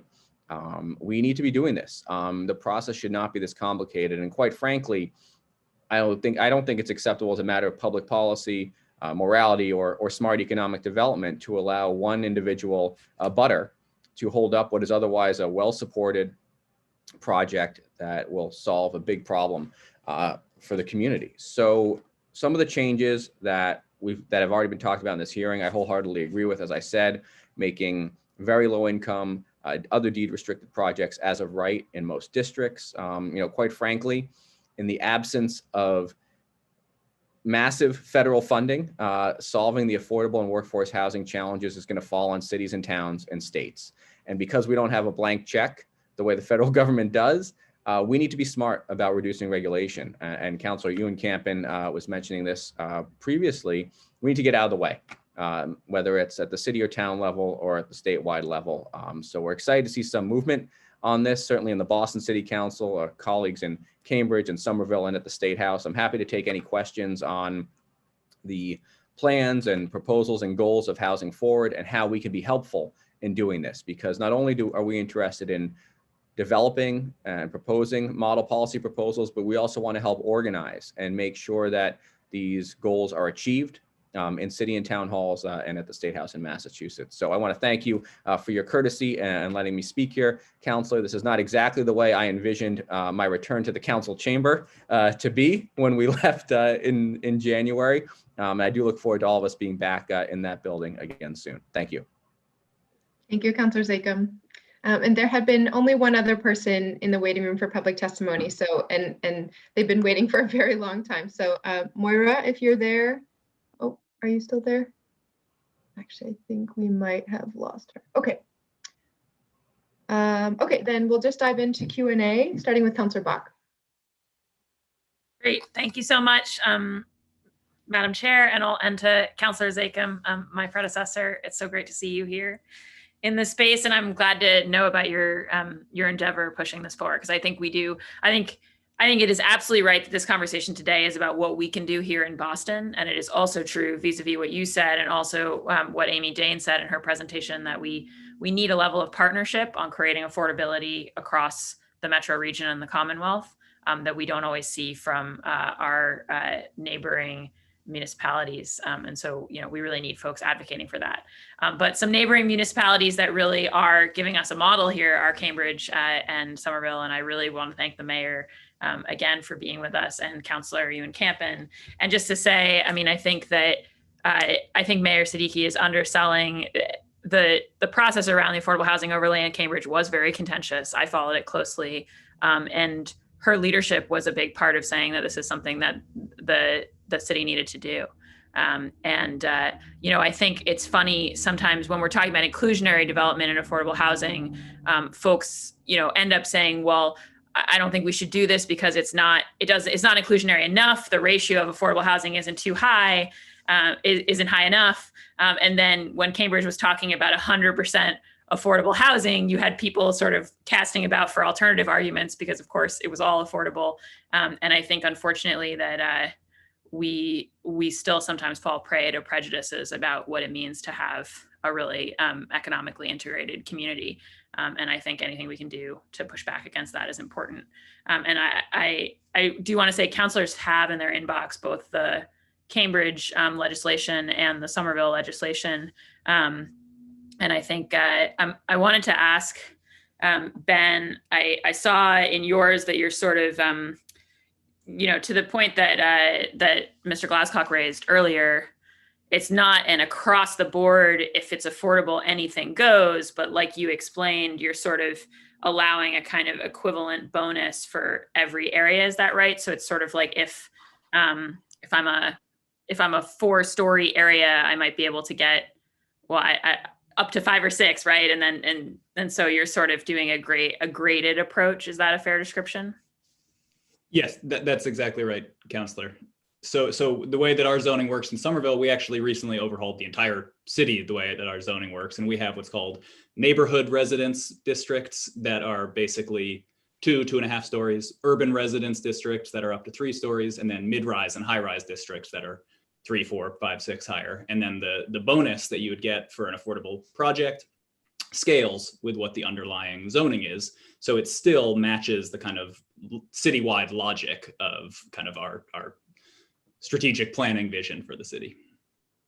Great. No, and I think that's it's a thoughtful way of approaching it. And I noticed the same thing, Mayor Siddiqui, and in your legislation, it's sort of, it's still taking into consideration the type of district that something is in. It's just trying to allow a little bit more a little bit more room for our affordable housing folks. And I think it's important to note that people often don't realize, like when I walk through Cambridge, I see a lot of affordable housing that often doesn't look exactly like what's next to it, but totally fits into the neighborhood, integrated along the streetscape. And I think sometimes people forget that a lot of our affordable, both naturally and funded affordable housing in our cities was created before some of our zoning strictures. So there's been a lot of attention lately, for instance, to the fact that triple deckers are not allowed by right by Boston zoning in a lot of majority triple decker neighborhoods in our city. And so I think sometimes we let density be this this kind of imagined bugaboo that it really isn't in our lived experience. I wondered, Mayor Siddiqui, if you could say just a little bit more about, I think we're shamelessly aiming here in Boston to learn from and benefit from your experience, which was a long and drawn out process in Cambridge, and think about how you would build community consensus for something along these lines more quickly. And so I'm just curious, what, if you had known then what you know now, what are the things that you think are the biggest learnings from the process over there? I mean, the reality is that there will be individuals who you just can't convince. And I think some of us, my colleagues who worked equally as hard on this, we thought that maybe if we explained certain things, there would be a change in thinking. So I think we really tried doing that for a while, and then realized this won't have support from certain people in the neighborhood because they don't want more density, right? We just have to realize you can't change some of those minds. I think something that was helpful that we did do was, I had hosted as a counselor a session with some neighborhood groups around what, how do you fund affordable housing and what is affordable housing? Because people don't understand how hard it is to actually build affordable housing. And they weren't clear, around all the many different the different funding streams that are needed. And so I don't think people knew the obstacles and the barriers. And so we were able to have someone come in and kind of explain and use some of the projects and say, look, this took over 30 funding streams, including from the city of Cambridge. So I think that education helped. I think maybe perhaps we should have done it earlier on in the process. So those are some things I think really, our communities are pretty different. So I think it's hard to, but I think there will be the people who are really, really concerned about the neighborhood character piece. And so whatever you can do to show, the pictures and show that this is actually, not going to be these tall buildings. I don't have a problem with tall buildings. I grew up in affordable housing in Cambridge in some towers, but people are like, oh, we're going to have another, towers in our neighborhood. And that's not the case. So we had to, it was uncomfortable. We had to say, this is what it's actually going to be like. And some people were comforted by the fact that they had images. So the images piece, I think, helped as well, but it could have happened earlier on in the process when we were explaining what we meant, because those themes, those pictures and images came a little later in the process. So people had these images already in their mind. So whatever you can do to work with your CDD, to work with your community department, to show what it actually looks like could go a long way in the beginning. Great, thank you. I have more questions, but Madam Chair, I want to be deferential to my colleagues, so I'll hold for now. Thank you. Trying not to be too harsh this round because we don't have any more panelists or public testimony and folks waiting. So, but just want to have some consistency, counselor to counselor. Thank you, Counselor Bach. Counselor O'Malley. Thank you, Madam Chair. Thank you, ladies and gentlemen. Molly, Jesse, Andy. We have worked incredibly well together on some really innovative and great projects, not only in Jamaica Plain, but in West Roxbury as well. Thank you for your great leadership. Amy, this is our first time meeting virtually, so thank you for that perspective as well, and that PowerPoint. That was great. To my dear friend and former colleague, whom I miss dearly, great to see you, Councilor Emeritus Zakem, and thank you. We're really excited for your new role and this new work that you're going to continue to do. And then finally, Mayor Siddiqui and Councilor Ewan Campen, thank you for sharing. You guys have done some really incredibly important work here. And one thing that I really value is that I think we're looking at housing as a regional issue a heck of a lot better than we have, quite frankly. And this is a way that we can all sort of have honest and frank, and you both had touched upon some of the political challenges that come with zoning changes, but also sort of the practical ways to make sure that this works. So I really appreciate learning from you and seeing ways that we can support one another. As somewhat of an anecdote, I remember early on in my time in office, which was quite a while ago now, we had a hearing. Actually, Councilor Zakem's predecessor, Mike Ross, called for a hearing and the Boston's Museum of Science, which, as you know, is mostly in Cambridge, but part of it is in the city of Boston as well. And that was seen as controversial that we were holding Boston business outside Boston's limits. So it's great to see this regional approach to these important issues. A couple questions, and I'm just going to sort of pop around. Andy, I'm going to start with you, and sort of in full disclosure, there is a lawsuit pending about the project, the Pine Street project. So I totally recognize I'm not going to ask you specifically about that. I have my own opinions, which I've already articulated and will continue to do so.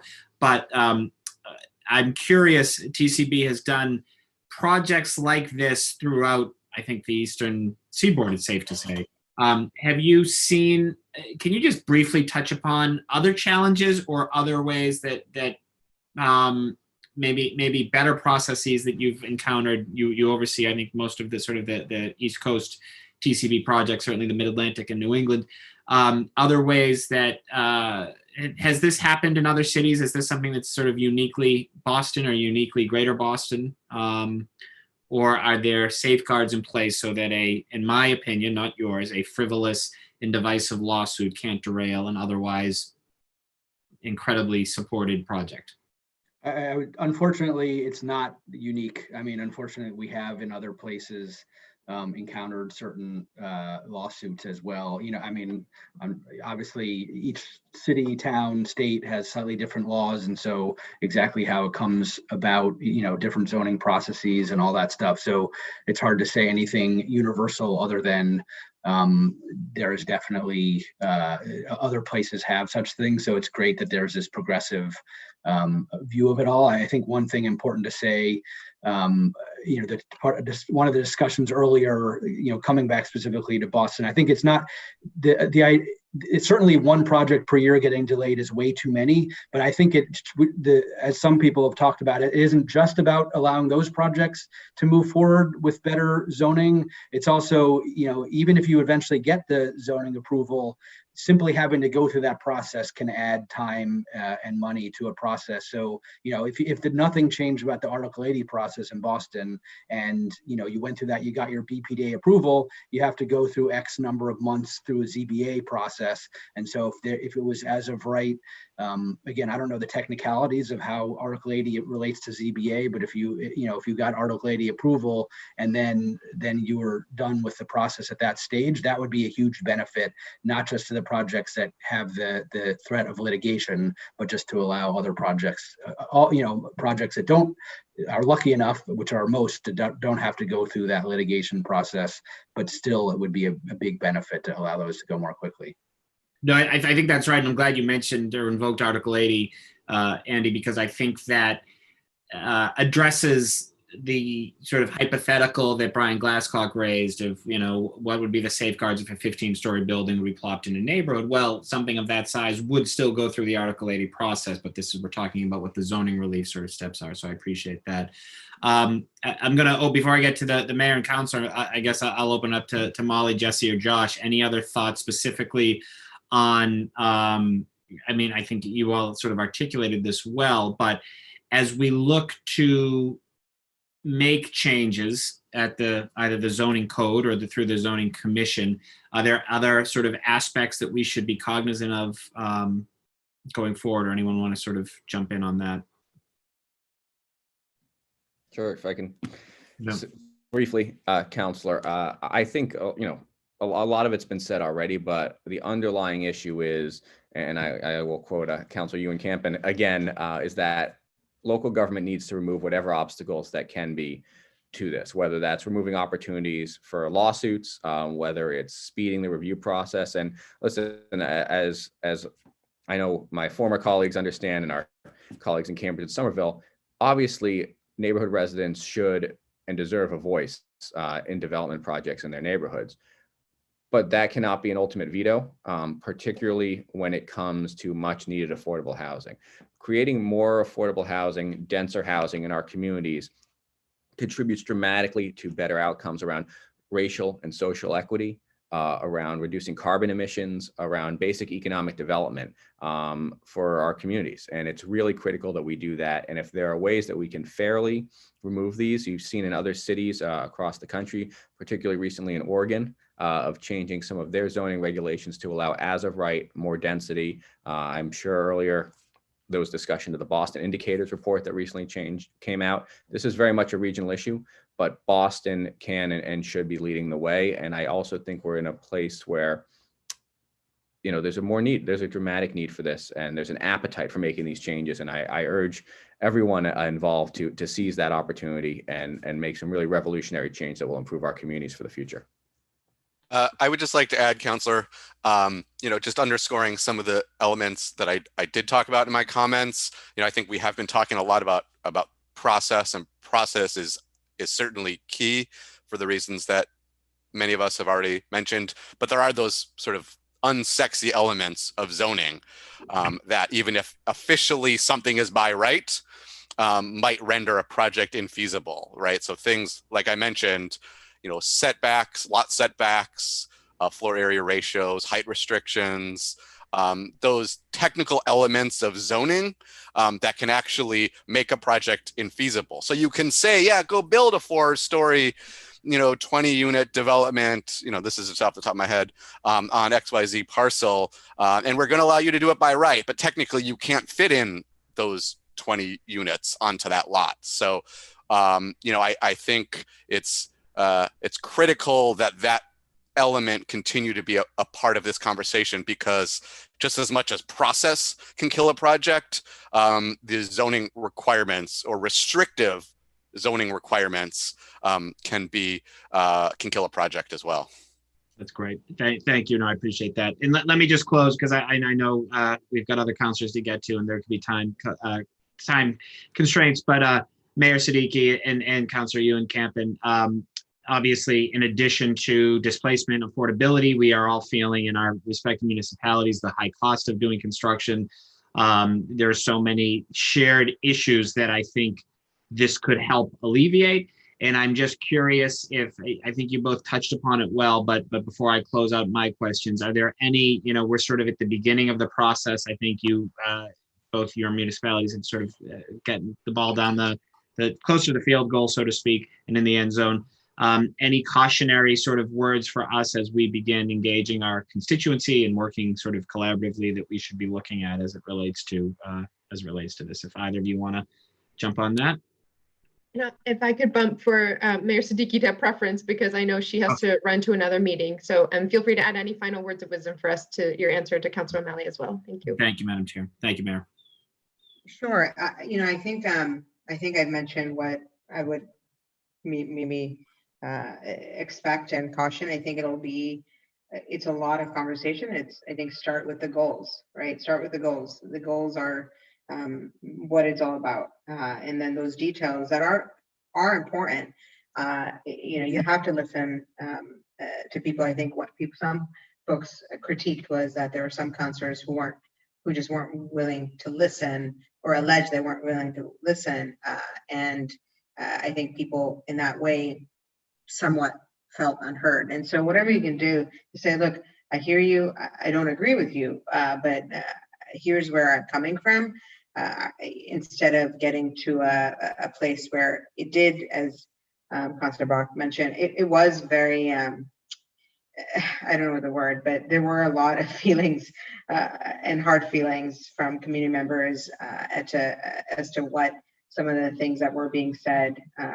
People felt that they were being accused of racism, for example. And so, I think there's a way to have these conversations, and they're difficult conversations, but anything you can do to think about how to disrupt that, divisiveness during this, especially during these times. I think there is a way to do that. So I would really recommend thinking about that, and I'm happy to send some notes along those regards of some of the things that I did think that we could have done probably better in conversations with community members. But I think overall, there is a way to talk about these things without it becoming so divisive. So that's what I would recommend. It will become uncomfortable, but there's a way to do it. And I say always start with the goals.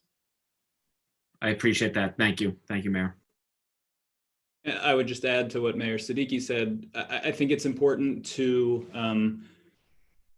focus on the big picture, to not get drawn into residents' nightmare scenarios that could happen in one-off cases. I don't need to tell any of you the housing affordability situation in our communities is like a ratchet. Every year we are losing the existing affordable housing in our neighborhoods, and we are gaining really high-end housing. And if we are serious about wanting these communities to continue to be diverse for working people to be able to live in our communities, we have to do things like this. And I would also say one thing that's been really helpful in Somerville is for all of us to get educated about what it takes on the side of the nonprofit developers, because a lot of the questions that I think many of us had around unit size, around aesthetics of the buildings, things like that, or around energy efficiency, the answer that we actually heard from so many of the nonprofit developers is that those issues are actually very highly regulated by their funding sources in many cases. And so really what was the best approach for the city council to take was often to not get involved in issues like that, because so many one of the nonprofit developers memorably described it as, we are regulated up the wazoo. You do not need to worry about some of these nightmare scenarios that I think trying to over prescribe things like that will in many cases wind up conflicting with funding sources. So I would say this is an incredibly important issue, and I'm really thankful that you all are taking it up. Well, we are incredibly thankful to you, you both, for sharing your great work and expertise. Thank you, and thank you, Madam Chair. Thank you, Councillor O'Malley. Councillor Mejia. Okay, thank you. And thank you to all the panelists for being here. Really do appreciate your insight and lessons learned, and helping us do the same and hopefully avoid some of the obstacles along the way. This is just a little bit of a commentary, and then I do have a quick question. I think it's really interesting that in our contracting process, we always give it to the lowest bidder, but when it comes to bidding for land, suddenly we've completely switched our tone in both situations. And so we end up impacting low income, people of color, and smaller hyperlocal businesses and nonprofits. And I think that this is definitely something that we need to acknowledge and reconcile with somehow, some way, at some point. In terms of questions, this is to Molly. I'm just curious if you could talk a little bit more about your home ownership classes. I know the city offers similar classes. I actually took them, but I'm wondering what we can learn from you to make them more successful. So Alton Brighton CDC is one of the city's partners. So it's basically the same class that you took. I think in this context with the zoning overlay, there's not too much that crosses over, but our housing, I'm going to call it a housing ecosystem. they're all connected. And when there's missing housing stock in one sector, it will push back into the others.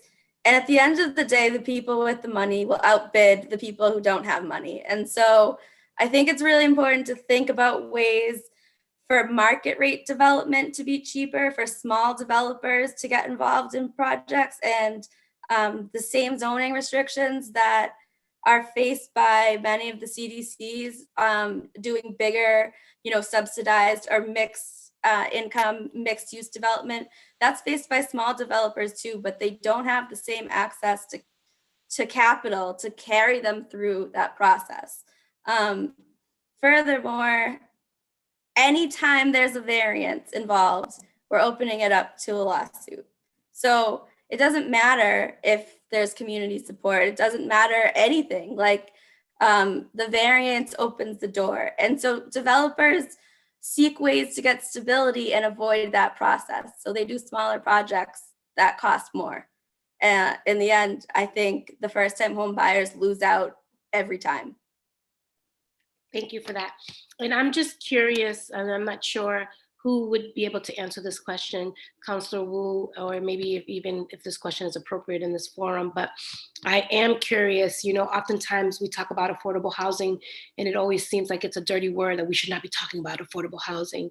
And I'm just curious about whether or not when you build affordable housing, does that impact the property value of the surrounding area? Is that why we have such a pushback from folks, or they just don't want certain people to live in the neighborhood? Like, who is this? I don't know if this is even the right question in this space, but I'm curious as to. You might have something to say on this. I'm happy to address that. As an affordable housing developer, I can say absolutely there is no impact on nearby property values by affordable housing. The affordable housing that the CDCs in Boston, that the community builders, others build, is incredibly high quality, incredibly well managed affordable housing. There is no negative impact on property values. In fact, we also pay taxes on affordable housing as well. So I know it's a line that you often hear from opponents of affordable housing, that creating affordable homes, multifamily buildings will negatively impact their property values.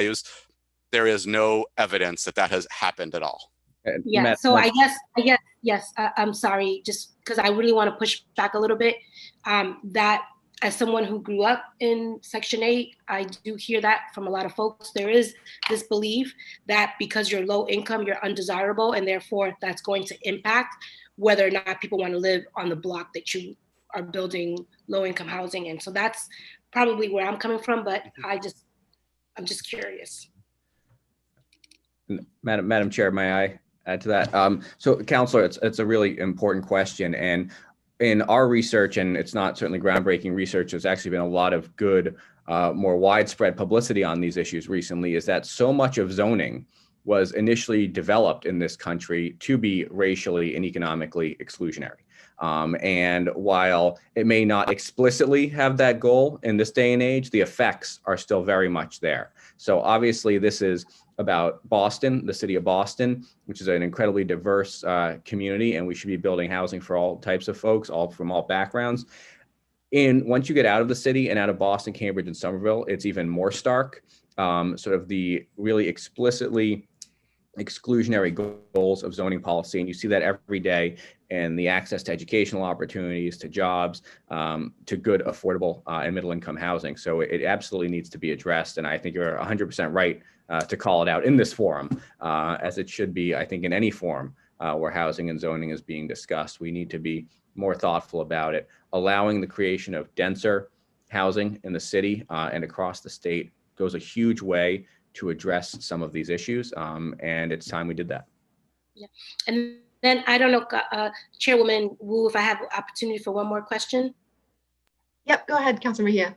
Okay, and so again, I always think about housing as it connects to education, and I think that when we think about affordable housing, and we also think about the quality of education that exists within these neighborhoods, that there is a direct correlation between that. And I'm just curious in terms of zoning. I know this is what we're talking about here today, but I just think that there is some there's a connection between these two worlds, education and housing.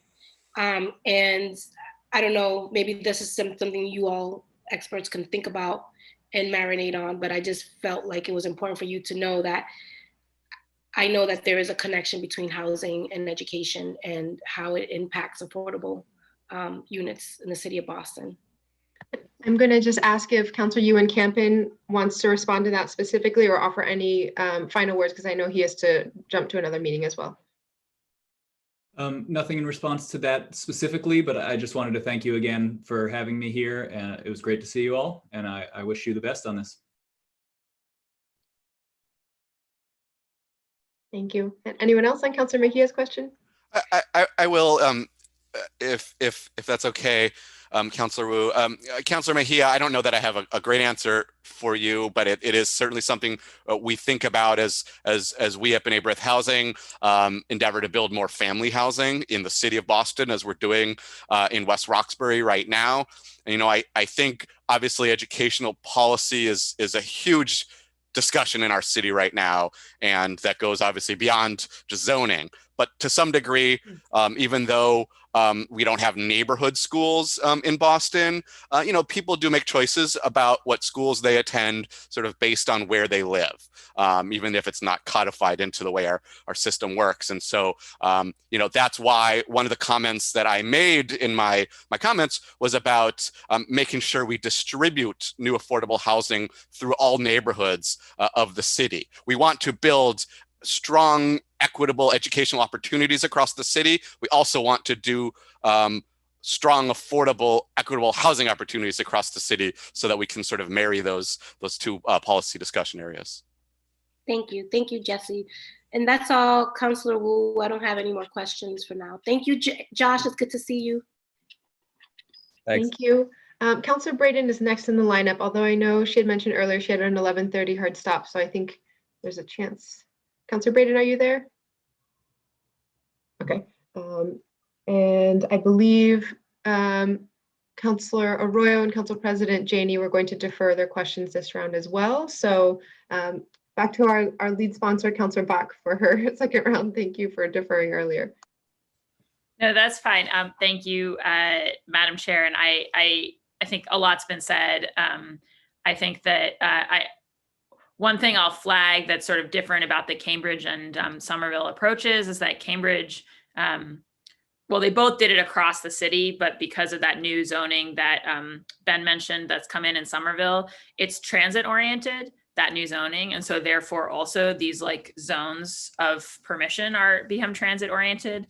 And I think that's like something for us to discuss as a city. On the one hand, what's appealing about that is acknowledging how central, you know, transit is to living in the city, especially as a low and moderate income person, although frankly, all walks of life use the T. And that's a conversation that we're having very robustly right now with some terrible cuts recommended. But I think that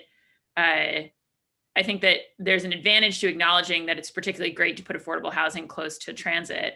On the other hand, I think what Jesse said is really important about us having affordable housing in all parts of the city, and what Josh said about the fact that historically there are areas of historic exclusion through zoning that have been designed to keep people of all walks of life out of certain parts of the city. And we're actually trying to push back against that with our fair housing zoning work under the leadership of Councilor Edwards. So I just think in a city like Boston, where frankly, the whole city is pretty transit accessible compared to many other parts of the state and country, you know, we want to make sure that anything that we do will really open up the possibility of this affordable housing in all quarters. And so I would have asked Ben about that decision, but he's had to jump. So I think the one other comment I would lodge is that, you know, I was still working at the BHA when the Pine Street Community Builders project was under discussion. And it was a big deal that the Housing Authority was able to get sort of 80 odd project-based vouchers to help make deeply affordable units happen. And I think to the mayor's point, Mayor Siddiqui's point, like, I don't think people understand when we talk about getting deeply affordable housing, the number of resources and the ways that the stars have to align to make that possible. And I think that the idea that we would get the amount of supportive housing resources that Pine Street is marshaled for that building and the number of deeply affordable project-based vouchers that the BHA has marshaled, and all of the acumen that TCB has brought to the table, and that then we would be in this situation where the project isn't going forward. I think it's just like, I think there's a degree of invisibility of how many resources are being held up there that we really need to understand and remove obstacles to.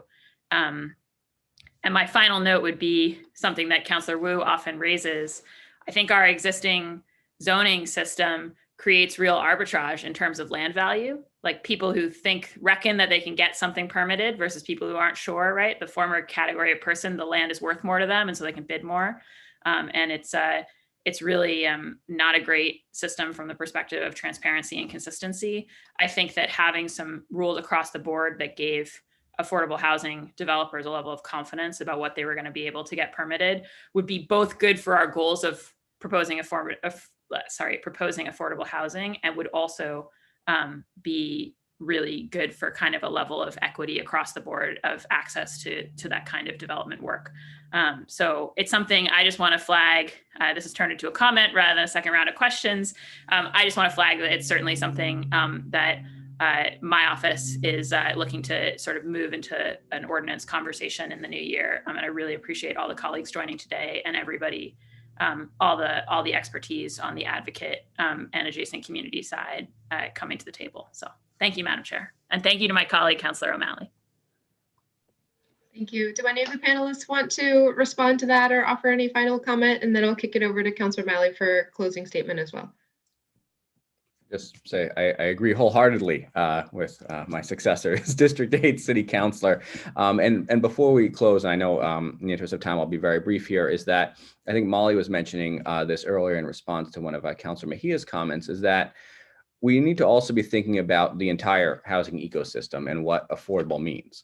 Councilor Bach was talking about deeply affordable, subsidized, deed-restricted housing, which is of critical need in the city of Boston and really across the Commonwealth. But another important piece of the puzzle, though, is allowing smaller developers, even for-profit developers, to get through this process a little quicker and a little less of a costly manner, because a lot of those projects that they're being built are the middle income housing stock that is the city of Boston needs. If we have these unpredictable zoning processes, if we require folks to go through years-long permitting and then be subject to lawsuits, it just dramatically raises the cost. So when we think about this, let's think about the big, all affordable projects for sure, but also thinking about some which may be technically market rate, but are the types of housing that are more accessible to people at middle and lower incomes in the city of Boston. And with that, I really appreciate the opportunity to join you all today to share some of my thoughts and the positions of Housing Forward Massachusetts, and look forward to continuing our work on this project, on these goals, and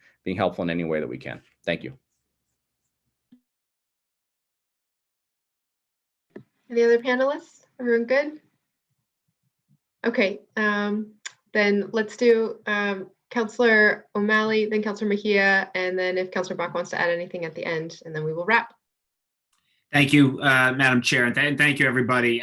First and foremost, thank you to my dear colleague and friend, Councillor Bach, who not only is a leader and gets into the weeds, so to speak, of great important details, but also correctly uses words like arbitrage when talking about the complexity that's before us. It's why there are big shoes left to fill by Councillor Zachem, Councillor Bach, but you are filling them wonderfully. So thank you for that.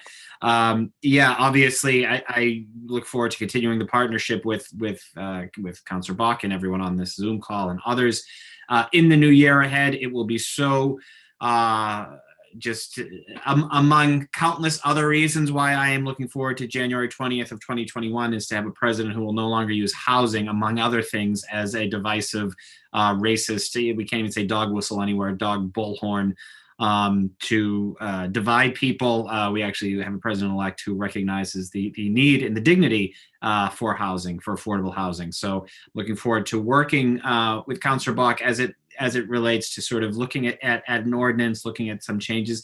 I would also say that, this is somewhat of a larger issue, but I think it's relevant to what we're discussing today. As we talk about sort of city changes, but I'm talking about Boston specifically, to our to our city charter as we talk about empowering our legislative body, this body, to do more and be more of a counterbalance to the mayor, allowing for more seamless oversight of the zoning code is something that has to be discussed. I had referenced in my first round of questions about the JP Rocks corridor study.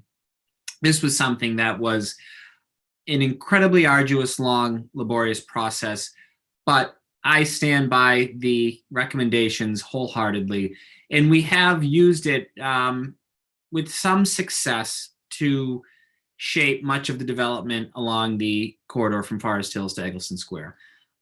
It's been sitting before the Zoning Commission now for a number of years. I understand that it's not a perfect plan, and we certainly have some added concerns around it, but this is something that we should have, because of, in my opinion, should have been adopted by the Zoning Commission, if nothing else more than for predictability and for having one set of rules for would-be developers, which also incentivizes building more deeply affordable units. Similarly, you know, there are other Zoning Commission changes that this body and that I helped write as it relates to environmental policy. I'm speaking specifically about a quarry in West Roxbury, which sought to accept RCS level 2, which is, for your layman's parlance, dirty dirt, environmentally, detrimental fill. And it was never prohibited from the zoning code, not because it was seen as an allowed or a good thing, but simply because it's such a rare, unique thing. So we wrote a zoning code amendment, which still hasn't been acted upon. This is going now probably 5 or 6 years. So the point I'm trying to make in closing is that there is work that we can do and we must do as it relates to different ordinances and guidelines, but I'm also hopeful that this will continue the conversation and maybe help bring some closure to the conversation that would allow the council to play, as the directed representatives of the citizens of Boston, to play a larger role in having oversight in terms of the zoning code, in terms of what we need to do in the zoning commission and different rules and promulgations that we seek to see adopted. Ladies, gentlemen, it's been a very long morning, but a very wonderful morning. We've talked about a lot of important issues. We've learned from each other, and the work will continue. And I'm just incredibly grateful for our partners in government and our partners in the private sector, particularly the housing sector, who've been great allies in this. And the work continues. We're going to get this done. So thank you all. Thank you, Councilor O'Malley. Councilor Mejia? Yes, thank you, Chairwoman Wu, and Councilor O'Malley and and Councilor Bach for bringing all of us together today. You know, and all of the panelists that were here, really do appreciate your insight and perspective. I feel in many ways that, you know, I'm happy to be in this position because I'm learning a lot about why we haven't been able to move the needle in so many different spaces. We talk about affordable housing, and then you participate in hearings like this, and then you realize, oh my God, we can't build affordable because there's 500 layers of laws that prevent us from moving the work.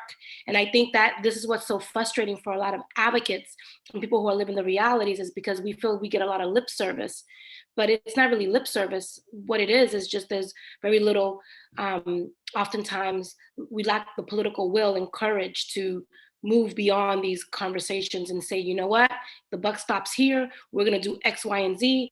And we should not have countless conversations about the same thing. We should just get to the point where it's like, Councilor Bach, go ahead and write that ordinance. Let's get that working session up and running.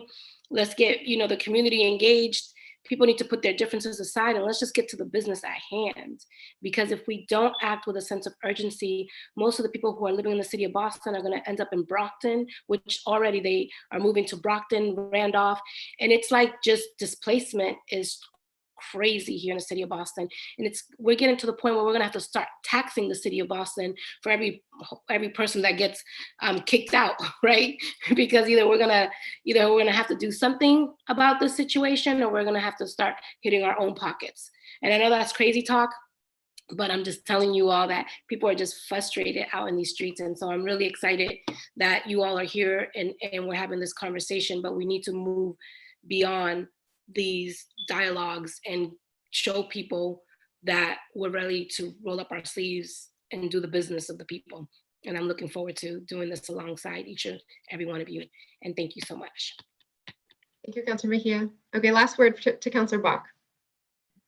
Thank you so much, Madam Chair. I gave my closing comments at the top, and so just really grateful to everyone's participation. And I couldn't second Councilor Mejia more strongly. I think the things that are in our power that are just operating every day to slow down the urgent work of this city and of making this a city for all are things that we just have to move with lots of speed on. So I think this is one of them. So looking forward to it in the new year. Thank you, Madam Chair. Thank you. And thank you to everyone, again, especially our lead sponsors, Councilor Bach and Councilor O'Malley, to all of our panelists from the administration, from community, to the pleasure of seeing colleagues from outside the city and our former colleagues. Thank you, everyone. This will conclude today's hearing on docket 0941. This hearing is adjourned. Thank you. Thank you. Have a great day, all. You. You have to gavel us. Gavel us. I just have an apple and a pen. Gavel away. Thank you. All right, see y'all. Thank you, Carrie. Bye.